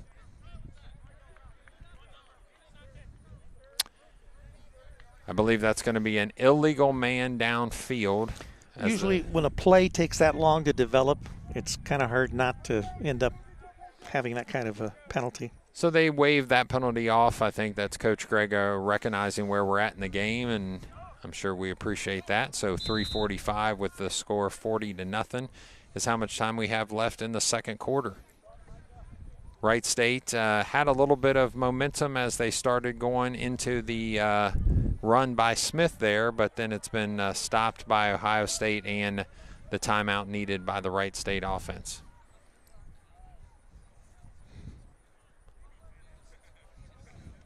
Smith bringing back his no-back set, so that means there's 5 receivers, 2 to the left, 3 to the right. That may be an automatic pressure situation for Ohio State. Smith with a kick of the leg, the snap. He's got some time. Shifts to the right. There's going to be another flag come up. He shakes off 2 defenders and gets a successful first down run. Unfortunately. Yes, unfortunately there is laundry on the field. And usually, once again, when a play takes that long to develop, there's going to be holding, there's going to be something and against the offense, and that's what's happened. So 2 plays in a row. They've been brought out either a potential catch and a nice run there. It would have been a first down run. Actually, one of the Ohio State players is being removed from the game. That's number 45. We'll see if we can get an understanding. Number 45 is Trey Jones. He's being asked to be taken off the field. So he's going to be outside of the play for this particular series. We'll see if he gets to come back here in just a second. Onto the field is a replacement for Ohio State. That's number 14, James Smith. Actually got to speak to that young man right before the game. Very congenial young man, very nice young man. So Mr. Smith getting some time here on the defensive line. A 3-man front is what Ohio State brings. I think they're willing to drop a few extra into coverage, knowing that they're still able to get pressure with that front 3. Garrison into the game for protection. 3 receivers to the left, 1 receiver to the right. Smith kicks his leg. The snap. Sets his feet. Long throw. The right-hand side, and that looks like it's going to be a penalty. I would assume that is against the Buckeyes. Yeah, it did look like he was putting his hands into the chest of the receiver before the ball. No, not before the ball gets there. So it looks like we actually have 2 penalties on that exchange. So we're going to see.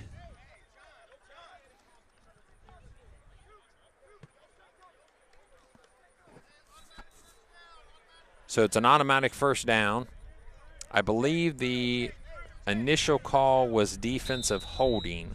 Defensive holding brings an automatic first down, and they're going to reset the chains at the 40-yard line. So it's going to be 1st and 10 at the Buckeye 40 for Wright State. And honestly, this is exactly what you needed. You needed a clock eater offensive series, and right now that is exactly what's happening. So you have a first down, you still have a few to go. As long as you don't turn the ball over, you may be able to get out of this quarter without another Ohio State score. A lot of pressure being put on Smith. He just dumps it off to 0. That's Jamison Anderson. Jamison Anderson gets a nice little run, and he's able to bring the ball in after a 5-yard gain. So Smith, nice play. Yeah, he eludes a lot of pressure, comes off to the left-hand side. Successful first down play brings a 2nd and 5.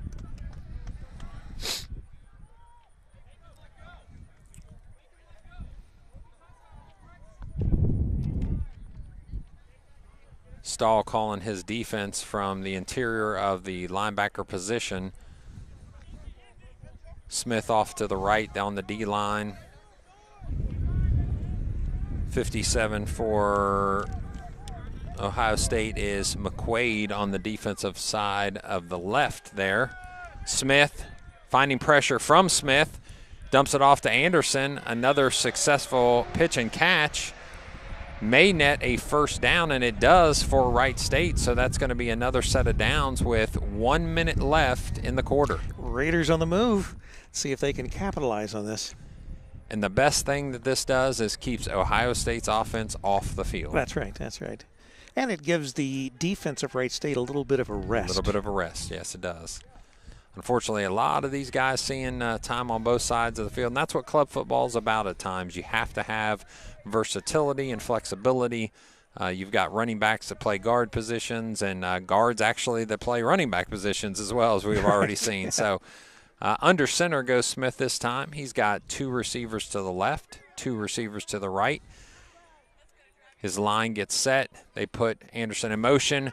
Ooh. And he's met immediately by number 22 of the defense, which is Wickham. Wickham is from that Fairless product from Navarre, Ohio. He said hello. Yes, he did. So that play was sniffed out by the Ohio State defense. Back to the line of scrimmage quickly goes Wright State because they're running out of time. 36 seconds left. The snap. Plenty of time by Smith, but it's going to be another holding call. He throws it up, goes out of bounds. We have a Buckeye down. So this time, Ohio State, unfortunately, is the recipient of the injury.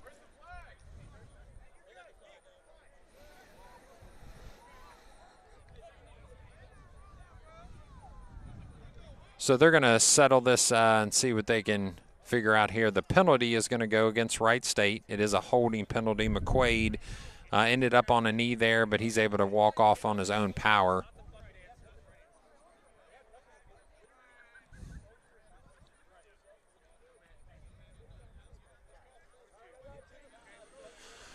So we're going to reset the down marker. It's still second down because of the penalty.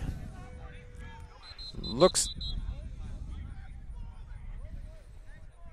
like there's some conversation going on to the Wright State coaches just to make sure we keep everybody safe here and helping them understand that, you know, we're here to have some fun. We're here to play the game of football and not let it get too chippy, especially with a 40-0 score with 20 seconds left in the second quarter. So Wright State brings their offense back up after a couple penalties that have stalled this drive, but they are still moving somewhat from right to left on your TV screen.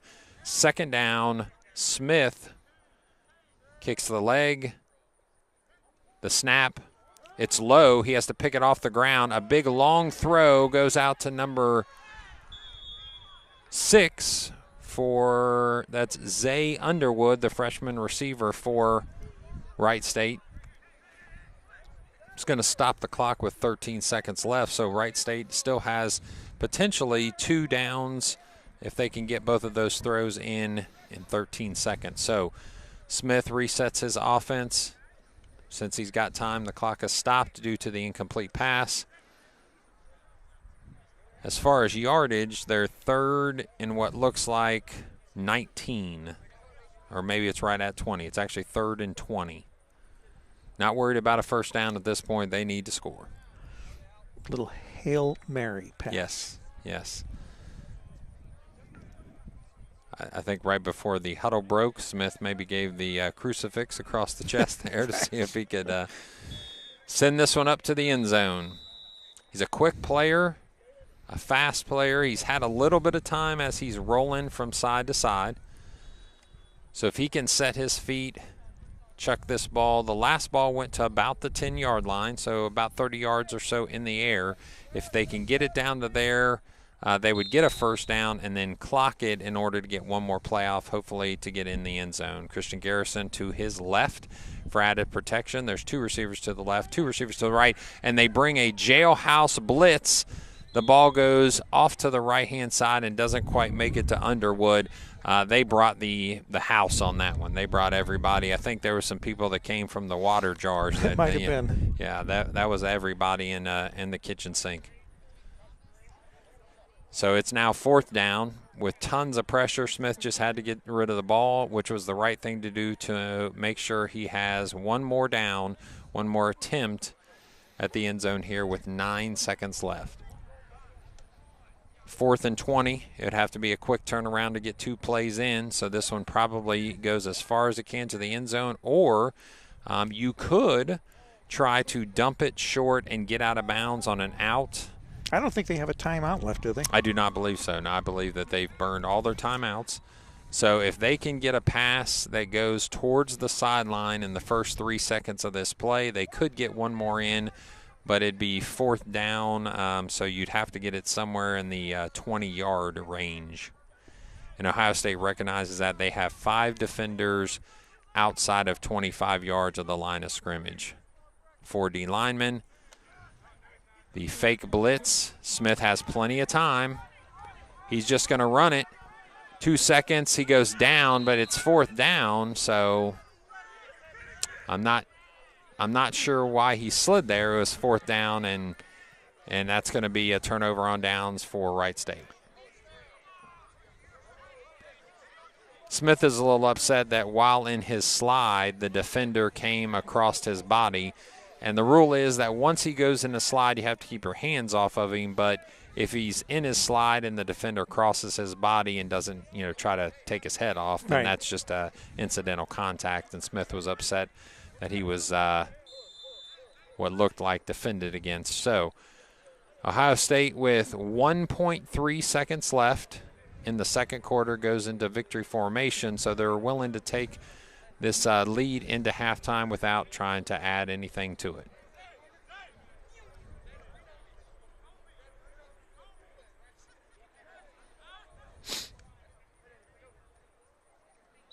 Yep, that's it. They're going to down the ball.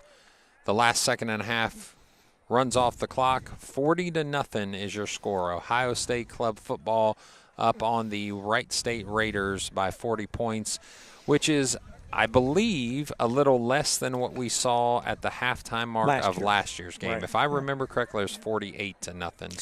So it might be I guess you could say a win for Wright State, at least keeping the score down at half. And I know that last year the second half of the game went much, much better for Wright State than the first half did. So if they can have a similar showing today, where they maybe have a little bit better showing in the second half, maybe they keep the game a little closer, or at least put some points on the board. So, Rick, if you can, maybe we can pan to our friend down there that's near the orange blanket. So my family is a big fan of wiener dogs. We have actually had 3. We have one currently.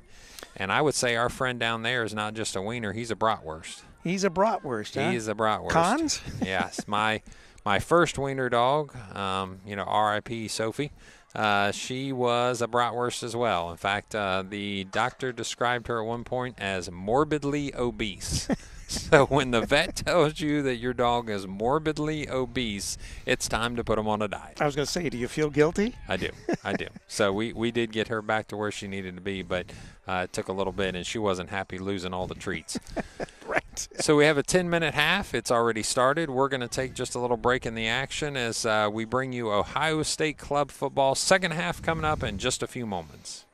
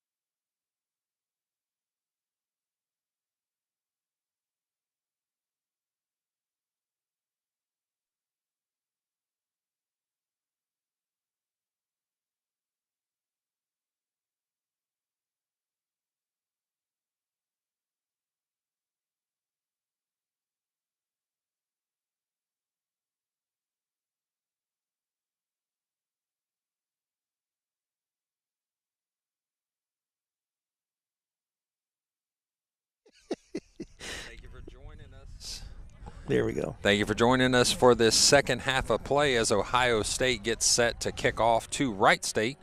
Their kickoff return team is set. Back to receive number 7 as we get the chains marked up and ready for play. Rivey, the Ohio State kicker, very successful so far with extra points and his kickoffs, which, Rick, he's had quite a bit of practice with so far. He definitely has. Sets his leg, the kick through. This one's a little shorter this time.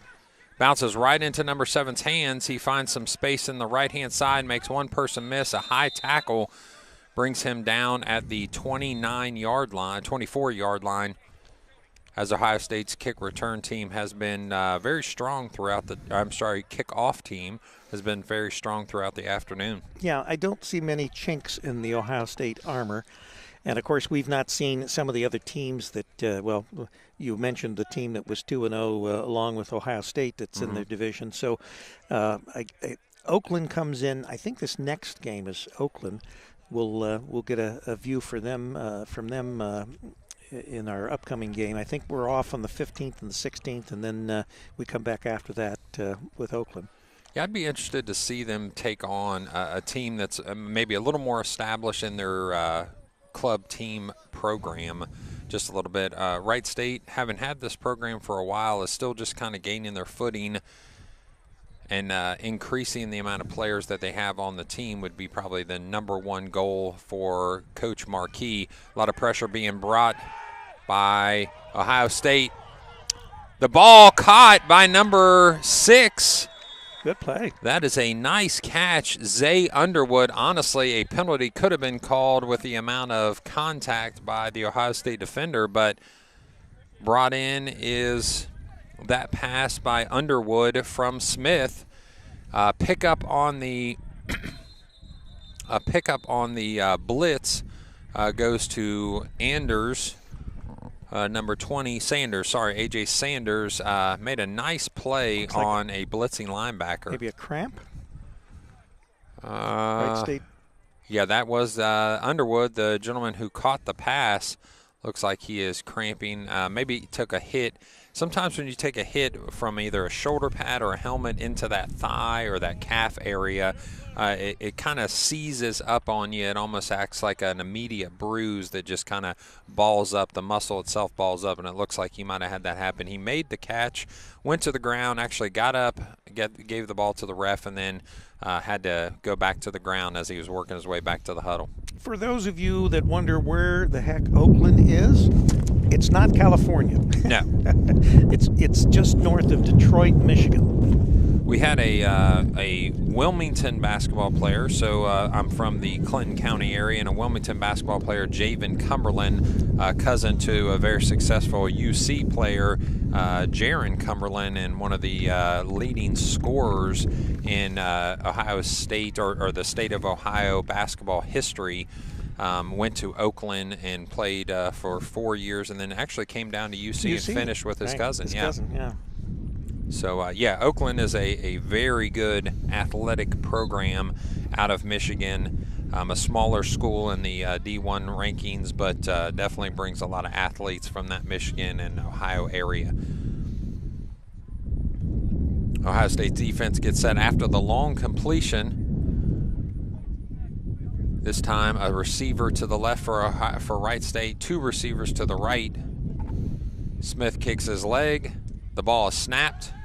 Lots of pressure being put on Smith. An interception, but actually that's going to be brought back because even if he scores on this, they're going to call a roughing the passer penalty on the blitzing linebacker for Ohio State. So kind of coming untouched was an Ohio State defender. He went chest high on Smith and knocked him down, which I believe is going to be a penalty that brings this ball back over to the Ohio State. Although the refs are talking about it right now, there may be 2 penalties. There's 2 flags. Yeah, and it looks like one is going to be probably on the return itself. So we'll sort this out here in just a second and figure it out. Looks like they're going to have the roughing. Yeah, they're definitely calling a unsportsmanlike penalty. So it's going to be a block in the back on the return, which is going to be waved off, but they are going to get the roughing the passer penalty, which is going to be an automatic first down. We'll reset the ball. That negates the interception, of course. Probably the reason it was intercepted. Yeah, so Smith had to get rid of it. He saw the defender bailing down on him, just kind of chucked it into the air. The defender for Ohio State was there waiting for it, almost like he's catching a punt, and had a nice return all the way back to the 20-yard line. But all that is for naught as we bring it back to the Wright State side of the ball. Christian Garrison in at the running back position to flank Smith to his left. Sanders goes out wide into the slot. Number 7, the potential Throckmorton twins, in essence. Right. Yeah. 0 and 10 round out your receiving core on the right-hand side. That's Anderson along with Pittman.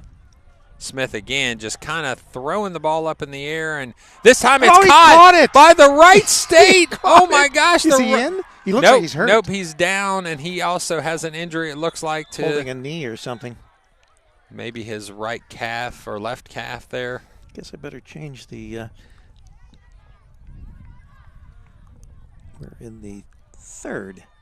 So Christian Garrison sees that there's a need for medical attention quickly, so the trainer runs out of there very fast. In fact, part of the chain crew's coming over to assist this young man. So what you saw there was 3 defenders waiting on the pass, and as he was waiting on the pass, a Wright State receiver, and I believe that is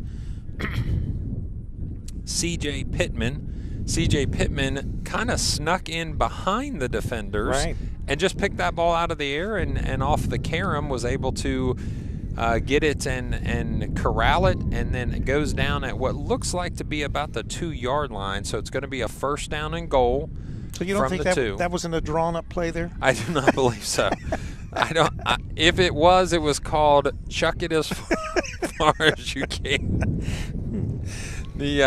I'm not sure how you call that out in the huddle, but that definitely was a long pass, with the longest pass of the day, and definitely the longest completion of the day by the Wright State team.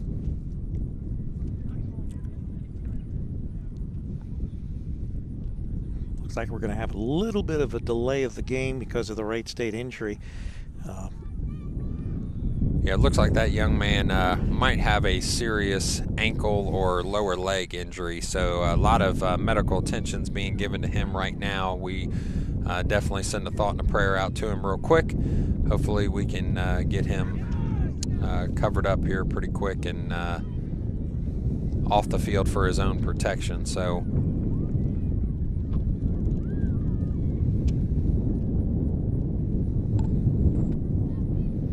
while we're doing that, we'll take just a second to finish up our sponsors that we've already touched base on once, but coming back around would be Destination Outlets. The 2nd annual World Pumpkin Pie Eating Championship is back at Destination Outlets. Will competitive eater Joey Chestnut take home the title again in 2022? Find out this Sunday, October 9th at noon on WZAALPFM.com. That again is WZAALPFM.com. So help our listeners understand, Rick, what does the LP stand for in LPFM? Well, that stands for low power FM.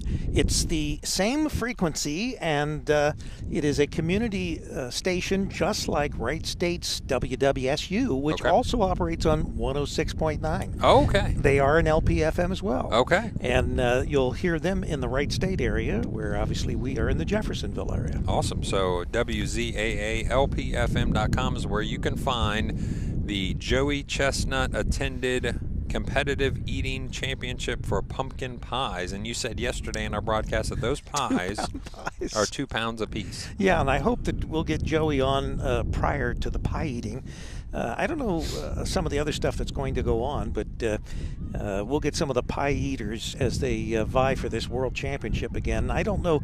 I didn't have any of the statistics as to how many pies he ate or how that works if you eat part of a pie or whether they weigh it. But I guess we'll find all that out tomorrow.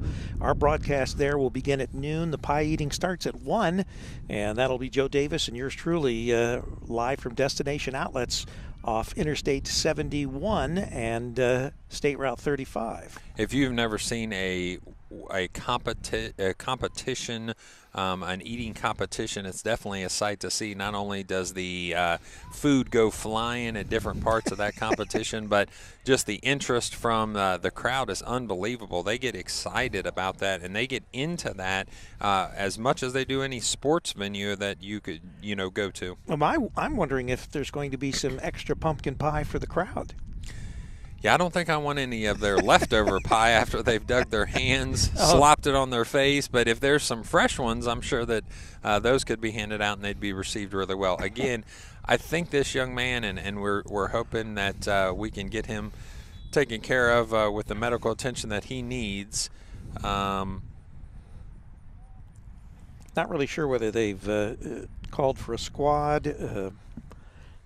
Unlike our high school game last night, we don't really have a squad that's ready to go, and I don't think that Wright State itself has any special emergency facilities. Wright State known for its medical prowess and a lot of things as far as from a science being taught here at Wright State. Wright State, the only state science college. Everything else, they're Bachelor of Arts degrees. Here, most all that's Bachelor of Science. A brand new nursing facility was put into place just a few years ago. In fact, my son attends here as well. He is actually on deployment right now, but will come back to Wright State and finish up his last 2 years in the nursing program after finishing the first 2 in general studies. So, yeah, they do a great job here for their nursing, for medical. And they have a new facility for nursing. It actually houses nursing in the basement, the first floor, and then the upper floors are where all of the administrative offices are for the school, bursar, president, and so on and so forth. So it does look like potentially there has been a squad called. So we're going to take an extended break here as we're waiting for this injury to kind of flush itself out, and we'll come back on the air here in just a few moments once we get play started.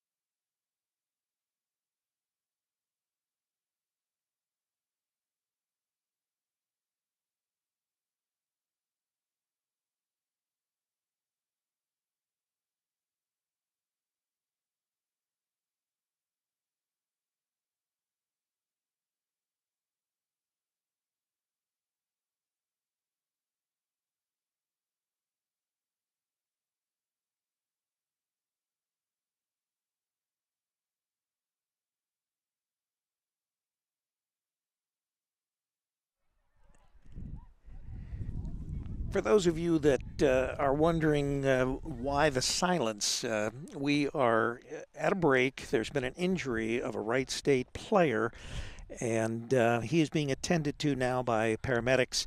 I imagine he'll be transported to a local hospital. But he's been on the sideline now probably 20 minutes, and so they want to make sure, I'm sure because of the nature of the ankle injury, it appears that he's completely stable before they try to move him, and then the game will resume after that, or I would assume that it would. Right now, the Buckeyes lead the Raiders 40-0. We're in the third quarter play. It's been basically all Buckeyes, although Wright State has had some glimmers of hope here. One of them was the play that the young man from Wright State was injured on. So we'll pick up the action just as soon as he's attended to, and obviously they want to take all the time they need to take to properly care for him and get him to a local hospital for further treatment. But you're listening to Campus Nation, the Internet Sports Authority. We've got Matt Baker doing the play-by-play. Yours truly, Rick Phillips, adding a little bit of color. We want to remind everybody that tomorrow, and I'll go ahead and put that on the screen so we can see that, we have the Destination Outlets World Pumpkin Pie Eating Championship. That's tomorrow. Our live stream will start at noon. We're hoping to get some interviews. Joey Chestnut, he is the defending world champion in the 2-pound pie eating contest, and he will be defending his championship tomorrow at 1 o'clock. So we'll be on the air about an hour early so that we can get interviews. Joe Davis will be with me hosting that event. And of course, our WZAA 106.9 LPFM studios are located at the Destination Outlets Mall there on 71 and Old State Route Old 35, 431 as it's called. And we invite you all to come out. The great thing about Destination Outlets, and there's going to be more to come, but right now, you can bring the wife and the family, the kids. The wife can they can do some shopping while you watch the pie eating. Destination Outlets has a lot of different things other than just stores to buy things. They've got a dog. They're very dog friendly or pet friendly. They've got a dog park. They've also got it's Wolfgang. Should get the name of it, but they've got a place that actually it's a bakery that makes treats for dogs. So you can check that out. They've got Gizmo's toys there as well. They're going to be opening a coffee shop here shortly there. But most of all, they've got the launch. And the launch, you can go online and look it up. The launch will have bowling, we'll have a pub, all kinds of goodies going in at the launch. And that will be opening here hopefully by the end of the year, first of next year. And you'll be able to go there, and some of those launches, because they're all over the country, they have rock climbing, they have all kinds of other trampolines. There's going to be a putt-putt, bowling. So you might want to come out and just sort of survey the turf there at Destination Outlets tomorrow. And I don't know whether you can get a slice of pie or not, but I'm gonna see if I can look around and scrounge a piece up for at least me. But Joe Davis and I will be there tomorrow, starting at noon. So tune us in, and we'll be back with more action, hopefully, of the game today, just as soon as they attend the young man that is hurt.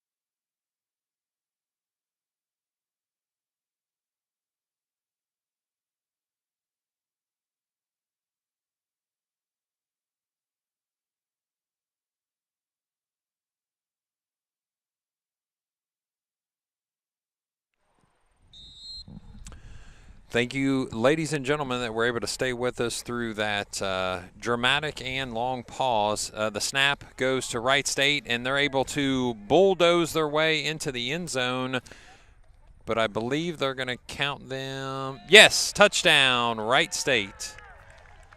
So the goose egg comes off the board, no flags on the play. So after that break, which was due to a pretty severe injury. Yes, severe injury, a very bad ankle break there that saw an ambulance have to come onto the field and is actually taking the time right now to exit the stadium area.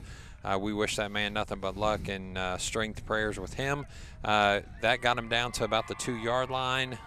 Smith calls his own number 3, and he bowls into the end zone for the Wright State touchdown. So the extra point attempt upcoming, low snap, blocked, and Smith is going to get it, recover, and just stop the point after attempt right there. So a blocked extra point attempt means that it's going to be 40-6 with 10:43 left in the third quarter.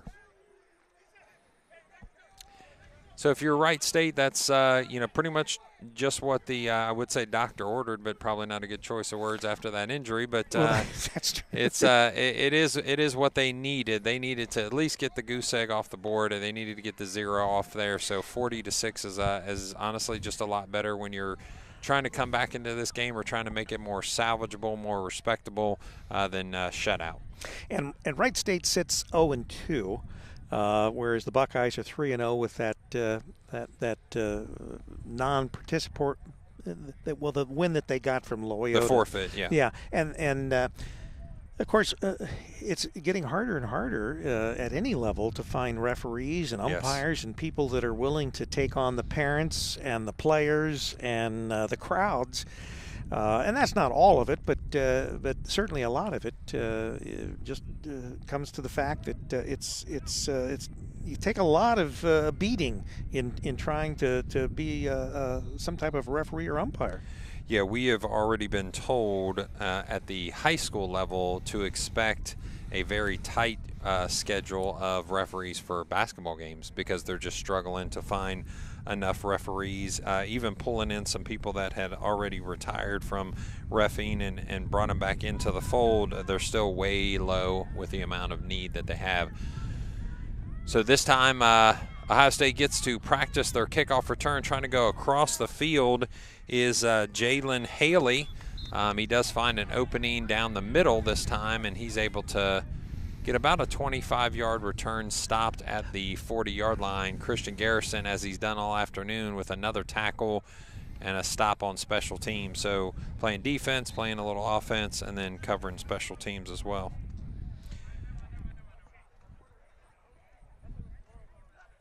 Ohio State in the Great Lakes NFCA Conference. As you said, with wins 3-0, they have the forfeit win, and then also 2 additional wins there. Michigan State, and I believe Miami of Ohio. Right. Haley finds an opening off the left-hand side, crosses the 50-yard line into Wright State territory. That he'll be stopped at the 45, 46-yard line. It's going to be a first down on first down run for the Buckeyes.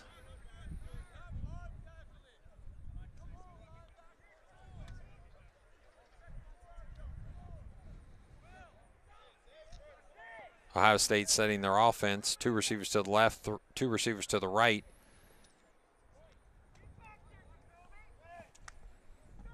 Haley's going to be, a nice block by the number 6 Scoggins.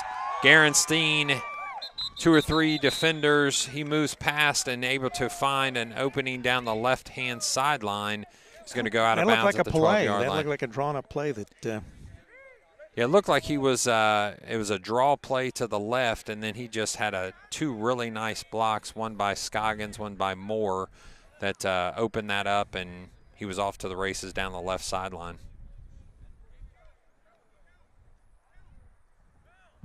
Focus will be the determining factor on how bad this game gets out of control in this second half after that long delay due to the injury and Wright State losing a player through that injury. It's definitely the ability to focus for Wright State is going to keep this as close as it possibly can.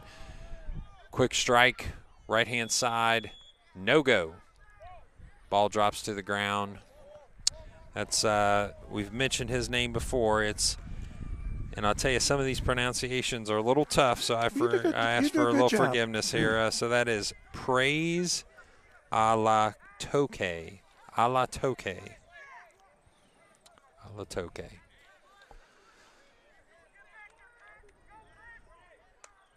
Gerenstein, the snap.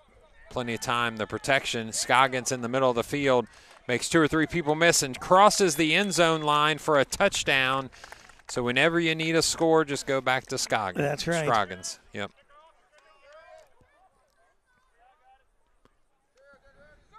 So a bullet pass by Gerenstein to Scroggins. Scroggins makes 2 or 3 defenders miss. He weaves his way into the end zone. Crosses the line for another 6 points, 46-6 with a point after attempt coming. This one's going to be from a different kicker. So they're bringing in the backup kicker, number 77. This is Surya Pukaranthi. With the kick. Good. Oh, to the left. To the left. No good. Pukaranthi with a missed extra point. So that's the only blight on the offensive schedule so far for Ohio State on this sunny Saturday with 7:29 left in your third quarter. After a long delay, we appreciate those who have been able to stick with us due to an injury. That was a gentleman was carted off the field by an ambulance, and we hope they're getting him medical attention right now. He had a pretty rough injury there to his ankle. We were being told that the ankle was actually turned 90 degrees at the bottom of his leg there. So we hope nothing but the best for him. Wish him the best in a quick recovery. But they are going to play on here. Yeah, we were discussing club football is a little different than regular NCAA football, that you don't always end up a game concluding with 4 quarters of play. If injuries mount or as I was telling you, Matt, a couple years back, Wright State came to Ohio State, and at half they called the game simply because Wright State already had a thin crew that they brought, and then they had lost a couple players and decided that there wasn't any reason to play on. They worry about, obviously, the players' health, and that's good. So a live ball and a kick by Pukaranthi is recovered by our man Christian Garrison, who has to kind of do everything. His special teams, defense, plays a little offense. Jack of all trades. He recognized that nobody was going for the ball. It's a live ball on a kickoff, so that can be recovered by the kicking team. But a smart play there by the team captain, Garrison, fifth-year senior who's been out here, bleeding for Wright State Club football, shares that with anybody that's willing to listen, and definitely is a gentleman that's going out into the hallways trying to recruit for the team. So that's what Wright State needs. It's word of mouth that it's an enjoyment to play, hopefully, and gets a few other athletes coming out that are walking the halls right now. So 2x2 look. In the spread look, you've got a very large defender back there. That's Cox. A regular offensive lineman is now at the running back position. The ball snapped over the head of Smith. He just drops down, which is a smart play, making sure that he doesn't lose any extra yardage or get hit in the process unnecessarily. So that's the only bad snap that we've seen so far today, and they've had quite a few snaps so far offensively. That's going to be a loss of about 13 yards after the recovery there. So second and what looks like 23. Wright State has changed a lot over the years. Now, when I was here at the age of 18, there were, I think, 5 buildings on campus. That was the quadrangle plus the student union. Obviously, they have the university has gotten much larger since then, but it still has the flavor of a commuter college. Snap is low. It's recovered by Smith quickly. The catch goes to Garrison. He hauls it in, and he's back to the original line of scrimmage. So a 13-yard pass completion a couple yards after the catch. seem to be calling his name. It doesn't matter if it's special teams, and nice job on offense. He trots off the field as he finds a replacement. The Wright State offense hoping to at least keep their offense on the field as a 3rd down and 11. And contrary to the Wright State side, if I'm not mistaken, doesn't the Buckeyes usually have the 2nd or 3rd biggest enrollment each year, maybe behind Arizona State University? The catch by number 0 is Jamison Anderson, so they find room there as they take him down to the ground at the 34-yard line. So that's a completion and yards after the catch. That'll end up with a 4th and 7.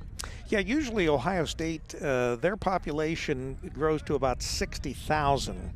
And they vie with, Florida in Gainesville, and Texas in Austin, and I know Arizona State. Yeah, they're usually up there. Those colleges, and ASU, when I lived in Phoenix, it was a fairly large college. And most of those kids usually come from the West Coast. They come from California and Oregon and Washington State. Wright State, 2-by-2 look. Smith snaps. Finds a little time. He chucks it into the air. The long pass outside, and there's going to be a flag thrown. Does look like the defender mixed it up a little bit with the receiver for just a moment towards that left sideline. So it is going to be pass interference, which is going to give Wright State an automatic 1st down. So if you come to Ohio State, I'm sure they have from 100-plus countries and every state almost in the union represented. But if I were to guess, a large portion of their population is Ohio students. Oh, yeah. Yeah, if you go to any of the state schools around Ohio, usually that's the number one that people want to go to. Oh, absolutely. And Ohio's got some really great state schools, Wright State and Ohio University and Kent State. But Ohio State obviously being in the capital and being probably gets all the attention. And that campus is just absolutely huge. And the diversity of choices and programs That's as well. Right. So Stahl on the blitz this time for Ohio State. They meet at the quarterback out of the hands of number 6, Underwood. It goes that pass, so pressure being put on by the Buckeyes. And you see the size difference in these teams as well. Not only is the Ohio State sideline full of more players, but the Ohio State team is, reputable in size. They are a large group of humans. Yes, they are. Yes. Yes, they are. And Ohio State, the campus, there's so much going on. My son, he's in the Cincinnati area, but he had to make a trip up to Columbus, and he said, I couldn't imagine that there were so many cranes on the horizon. And he said most of them were on the Ohio State campus, which is true. The James, which is the big medical center there in Columbus, they are just completing what is almost at least a 40% increase in the main building size. Just a huge facility, and will be even larger when they complete that. And they have a great reputation for cancer care, especially. Oh, absolutely. The pass outside, this time knocked down by the defender for Ohio State, was going to Garrison. But the Ohio State defender making a nice play on the left-hand side there. We'll try to get you a number. It's a little skewed there from that tackle or from that knockdown. Give that to, we're going to give credit to number 21, which is Christian Allen from Naperville, Illinois.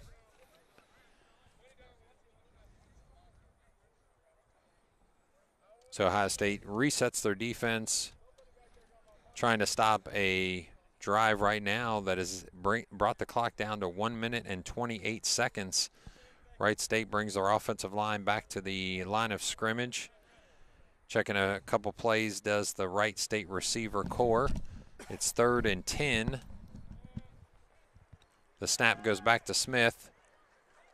Lots of pressure. He's going to have to get out of the way, and he's going to go out of bounds.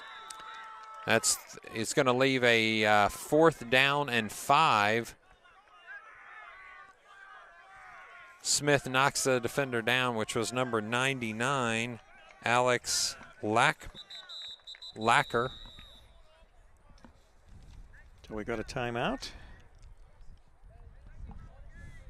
55 seconds left in the quarter.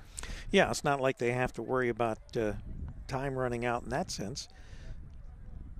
So the timeout is charged to Ohio State. So making some changes late on defense causes them to call a timeout, and maybe just a moment to say, hey, you know, you've already given up one score. We don't want another one, and they're driving right now. It's going to be 4th and a long 5.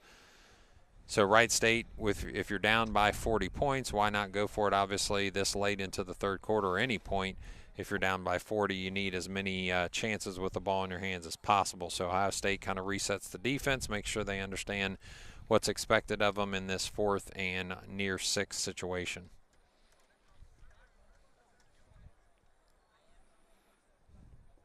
I think it appears that the wind has died down a little as the day has grown on. Absolutely gorgeous day. Not a cloud over the field at this time. A little to our right and to the left and behind us, but right over the field, everything is clear. And still those puffy clouds. We don't have to worry about any kind of impending bad weather like that. Last year it was the same type of day, I think, when we were out here last year. Yeah, just a little bit of wind, but overall nice day on both of the occasions. Haven't called this Wright State, Ohio State club football game. So this time they move their single running back, number 77. That's Cox, is out now as a receiver. So interesting to see a man of that girth in the slot position. And they drew the Buckeyes off, it looks like. It looks like there was a receiver that moved on the right-hand side. So that's going to be, against Wright State. It's going to put them back another 5 yards. So now instead of 4th and 6, it's going to be 4th and 11. I don't think at this point there's really no reason to. I mean, you're down by 40. You might as well go for it. So off of the play card in the wristband comes this play for Wright State. Smith checks it out, gets his team into a huddle, calls it, brings it back to the line of scrimmage. Again, 4th and 11. For those of you that are joining us late, they're not going to get this play off probably before the end of the quarter, which means we're going to go into the 4th quarter with a 46-6 score to start play here in just a few moments. And as we start play, we want to make sure we thank our sponsors. That's Campus Nation. As always, Team Campus Nation, thanks you for tuning in to stay up to date on all of our broadcasts, both upcoming and archive. Make sure you like the Facebook page of Campus Nation. Also follow us on Instagram and subscribe to our YouTube channel. We also want to thank our sponsor, WZAA. Come see us this week at the new WZAA 106.9 at Destination Outlet Studios, where our crew broadcasts talk shows, prepares music streams, creates commercials, and more. We look forward to seeing you. And Rick, share with the people real quick, what type of music format are they going to hear on WZAA 106.9? Well, currently it is an oldie station, and we probably have the best selection of oldies. And I would say this: my partner in crime, he's still, in fact, in a band, and he's my age. He's 69. Okay. But he has an incredible selection that he programs on the station. You probably could go for days without hearing a song repeat. Yeah. And we've had a lot of compliments on the programming. We're going to continue to keep that programming overnight, although we are anticipating some changes in a more modern format for the daytime programming, since we're now at Destination Outlets and we're trying to appeal to some of the shoppers that frequent the mall. Gotcha. So oldies at night, but maybe a little more modern selections during the day. And when you say modern, you're thinking? Well, I'm thinking of at least not necessarily a top 40 rotation, but a little more progressive as far as in the music, more modern everyday. Ooh, a catch. Unfortunately, it's not going to be for first down yardage, but Anderson's able to bring that in as Cody Smith bought time as long as he could. Looks like he's hurt, though. He's favoring that arm. Favoring that arm. He was knocked down in the process. That's going to be a turnover downs, and the ball's going to go to Ohio State. So if you want to join WZAA 106.9, when do you feel that format transition is going to occur? Well, I have been working on the new music, and we are hoping to get that done, by Halloween, I guess you could say.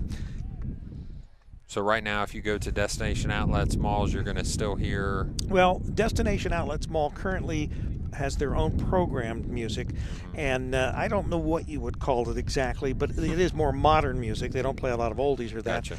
But when we actually take over the programming of the mall, we'll actually have a separate stream for the mall that's different from the stream online and over the air on our radio station. Gotcha. All right, the snap goes to Steen, sorry. Thiel is outside. Runs over one of the defenders. Number 11 for that's Daniel Crockett. Must be Davies' cousin. Davies' cousin, yeah. Right. Doesn't have a coonskin cap on. He does not. He's wearing a helmet, luckily, so probably better protection. Probably. Little different formation this time from Ohio State. If you're Ohio State, this is probably where you want to try a couple things. Steen gives the ball again to, this time to Haley. The flag's going to come in from behind, indicating more than likely a hold. Yep. So it'll come back. Oh, a face mask, actually. Face mask on Wright State. So it's going to move the ball in the direction of Ohio State towards the south end zone just a little bit further as they keep that clock running with 13:19 left in the fourth quarter. 46-6 is your score. Thank you for joining us on Campus Nation and campusnation.com. Join the YouTube channel by subscribing so you can continue to get all the notifications of Ohio State Club Football as the official carrier of Ohio State Club Football. We are pleased that Campus Nation has been your choice to watch today. 2 receivers to the right, 1 receiver to the left, 2 running backs behind Steen, and he's able to throw a needle, an absolute bullet to his wide receiver, who corrals the ball on the left-hand side and brings it across the line of scrimmage. That is, I believe that's Praise. Yes, we're going to get this right. Praise Olatoke, right. You've been doing good today. We're trying. That's why I give you the hard stuff. Yeah. Trotting on the field is an Ohio State Buckeye to finish this point after attempts. That's Lance Wickham. The snap, the hold, the kick this time is good. So the backup kicker that we had mentioned before, that's Pukaranthi, Syria Pukaranthi, puts the point after attempt through, making it 53-6 with 12:43 left. And if you're Wright State, knowing that the last 2 games last year didn't go your way by a large margin, you know, what is a realistic win, a moral victory, if you will, out of this event today, Rick? If you're their team and if you're their coach. Well, they've already had an injury, so that probably that doesn't help things. Yeah. But I think that being able to move the ball against this Ohio State defense, as they have in the last few tries at it, at least and I don't know who they play next as far as going forward, but Wright State, I think they played Miami and Toledo, maybe. The Rockets. Yep. Yeah. And is that here at Wright State or is that in Toledo? Let's see. I think they've already played Toledo, but let's see if I can get us a team here.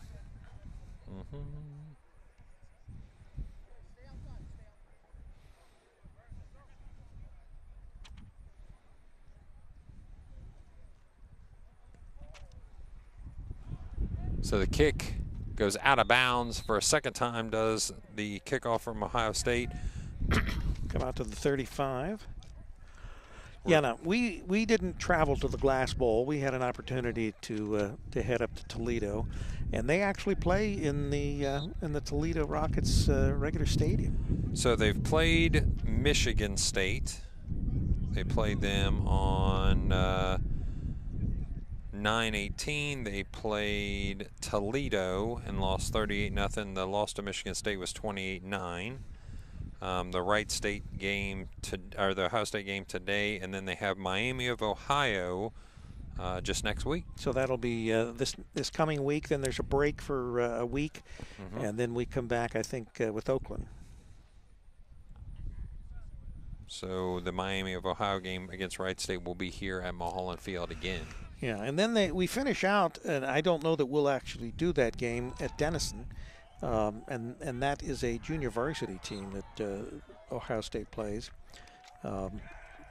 We were unable to get in for access to that game, and same thing, they played Mount Union last year. Yes. And we were denied access, so I don't know that we'll actually do the Denison game, but we certainly will have, as far as the home games, we'll have the games that you mentioned coming up. Yeah, that's 2 years back-to-back that the Ohio State club team has played the JV team from Denison and the JV team from Mount Union, and I believe both games last year were losses, if I'm not mistaken. That's right. They lost. They were shut out by Mount Union, and Denison, it was a little closer. So I don't know what now. They're not playing Mount Union this year, but Denison is, I think, the final game of the season for Ohio State before they go into the playoffs. Sanders off the right-hand side gives Wright State a much-needed first down after a run by Cox, number 77, that's been in the backfield most of the game. That's the biggest fullback that I've seen since maybe Refrigerator Perry back in the days. So he was big. He was big, and this guy's got some size to him as well. So the Wright State offensive line gets reset. Again, a little success in running off the right-hand side of the Wright State offensive line. Yeah, that's been all day. That's been where most of their hay has been made. The snap, Smith calls his own number, goes nowhere fast, and he's going to be brought down after no gain, so they're going to return him to the line of scrimmage, and 2nd down and 10 is what they'll see. Actually, they give him a half yard. So I can appreciate that, the chippiness that maybe showed up for just a little bit seems to have subsided I think a tad bit. Yeah, everything's calmed down with the wind. And the fact that injury, I think everybody understands they're out here to have fun. That's right. Yeah. That makes you think. I actually I heard one of the Ohio State coaches talking, saying, the number one thing is we don't want to see anybody hurt. We don't want to see our guys hurt. We don't want to see their guys hurt. We want to be able to come out here and have fun and just compete. So I backfield for Wright State. 2 receivers to the right, 1 receiver to the left. Ball goes to Sanders again. And I'll tell you, Sanders is a hard runner. He's chugging those legs. He's kind of quick with the ball. So they've had some success against Ohio State's front 3 and that 32 look so far, sending more in the backfield to protect against the pass, and hoping that their front 5 can take on the run or the potential run game of the Wright State Raiders. So back into the game is Christian Garrison. Out goes Cox as he takes a breath after a nice run to start this series and then a couple nice blocks. I have to give credit to number 72 for Wright State, Mansell. Mansell has played almost every snap on everything except maybe punt return. He is even on the kickoff team, and he if I'm to guess, he would probably be in the 350 range, and he's playing every snap. Smith avoids the rush and avoids the sack by his counterpart Smith on the Ohio State side, and he bowls over a defender, and that is number 22. Putting his shoulder down is Smith, and number 22 hits the ground. That's Lance Wickham. So a nice run for a first down yardage goes Smith. That play got the Wright State fan base. They were really excited about that play. So we've lost a few fans over that injury in this kind of extended game, but the ones that are still with us here, they enjoyed seeing a nice stick put on by the offensive player that time, which was Smith, Cody Smith, with the run onto the right-hand side and down the sideline. And instead of stepping out of bounds, he said, you know what, I've got a little angst to take out on somebody. It's going to be against this guy who happens to be Lance Wickham from the Ohio State Buckeyes. The 5 linemen make their way up to the line of scrimmage. Garrison, number 33, number 7 come out as well. 2 receivers to the left, 2 receivers to the right. Sanders stays in the backfield with Smith. Snap. Sets his feet. Throws it wide open as number 7, but he's just out of the range of the ball. So had to step on his defender, and the safety did not scrape over.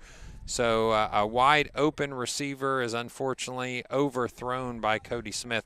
I'll tell you, I would like to see, and I haven't been able to see this now for 2 years in a row, I'd like to see Cody Smith be able to run the ball from the running back position. He was injured last year, right, and this year he's had to take on the duties of quarterback because of the Dixon injury. So they've actually played 3 quarterbacks already this year, Smith having to take the majority of snaps due to injury for the other 2. So I would love to see him have the opportunity of maybe, as Sanders has taken advantage of, getting an eye backfield, getting a little blocking in front of him, because he is fast. He's a quick player.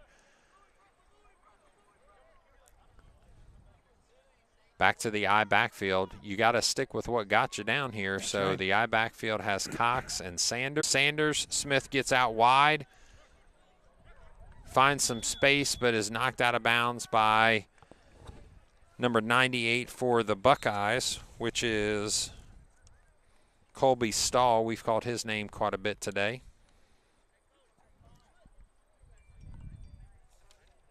Helping on that play was also number 99, Alex Lacker.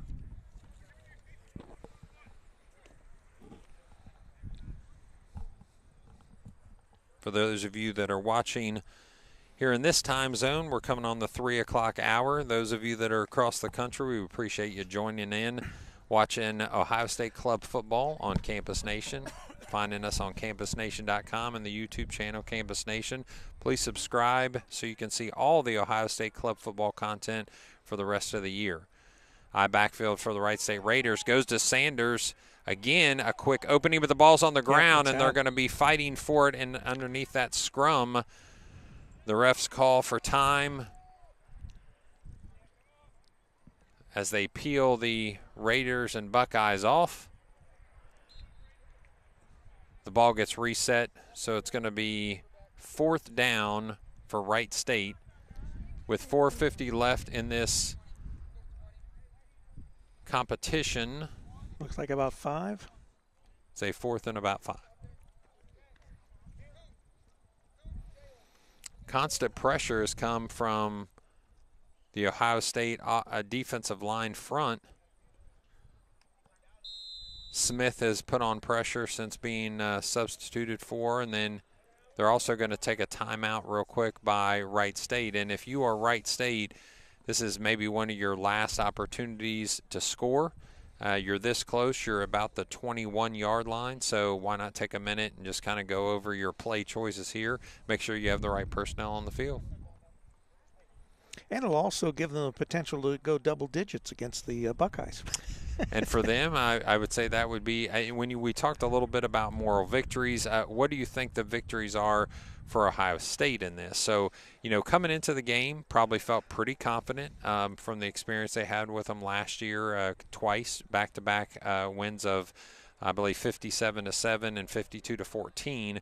So feeling good. Coach Greger, I'm sure, was when he came off the bus, the van, whatever transportation they used to get here. They may drive themselves. Yeah. But what do you get out of a game like this that has went to your side since, honestly, the opening kickoff? Well, I think that first and foremost, unlike Wright State, you look to get out without any major injuries to any of your players. But I think the other thing is that they're working. They have the ability with this kind of point spread. They have the ability to work on things for teams in the future, and to be able to try things to see what works, what doesn't work. I'm not saying that this is just a breather for them, because I think they take, knowing Coach Greg, every game is serious, and they don't pass anyone thinking that it's going to be an easy win. Wright State with the I backfield, the snap. The pitch this time goes to Sanders. He has an opening. It's going to be for a first down run. Ohio State defender tries to bring him down. That's Stahl. He does bring him down in bounds, but down to the 3-yard line. So it looked like a fake dive to the fullback, and then the quarterback reversed out and pitched it to the streaking running back on the left-hand side. The defender for Ohio State, Stahl, is able to track him down and bring him down at what is going to be the 4-yard line. So it's going to be 1st and goal from the 4. Almost the 5-yard line is actually where they're going to have the ball set. So, again, a good opportunity for Wright State, as you said, to maybe put 2 digits on the board. Exactly. 3:25 left. And I think that would be a moral victory for Wright State. Absolutely. Especially considering the past few games that they've played against the Buckeyes and the fact that there's been so much that has occurred during this game, but to be able to actually have double digits is a win. Smith under center. The snap. He's going to try to pass it. Garrison may be open in the end zone. A nice play by the Ohio State defender. Garrison had his hands on it, but it was knocked away at the last second. We'll get you a number in just a second on that defensive play. And I believe that's Stahl again. Stahl's middle linebacker position has been a good fit for him today. He has went sideline to sideline. Garrison had a little brief window of being open, and Smith got the ball to him, and all of a sudden it closes quickly by Stahl.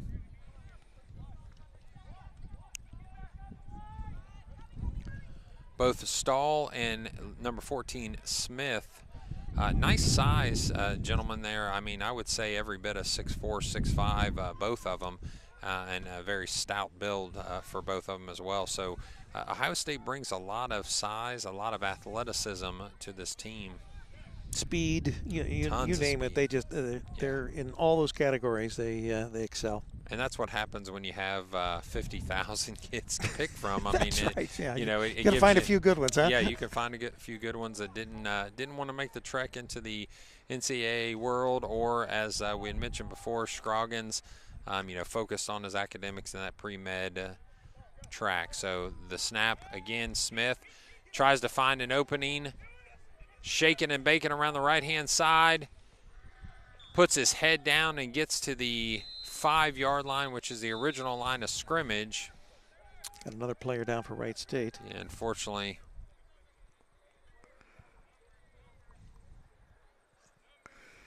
'72, that's Mansell. We've talked about him already. He has been on pretty much every snap, both sides of the ball, defense, offense, even plays a little special teams. He's waving the trainer off. And we're guessing either his brother or his cousin, which is Carter Mansell. And then he's even got Chris Mansell, the event coordinator for this event, this home event today. So the Mansell family, I'm sure, is very busy on Saturdays here at Wright State.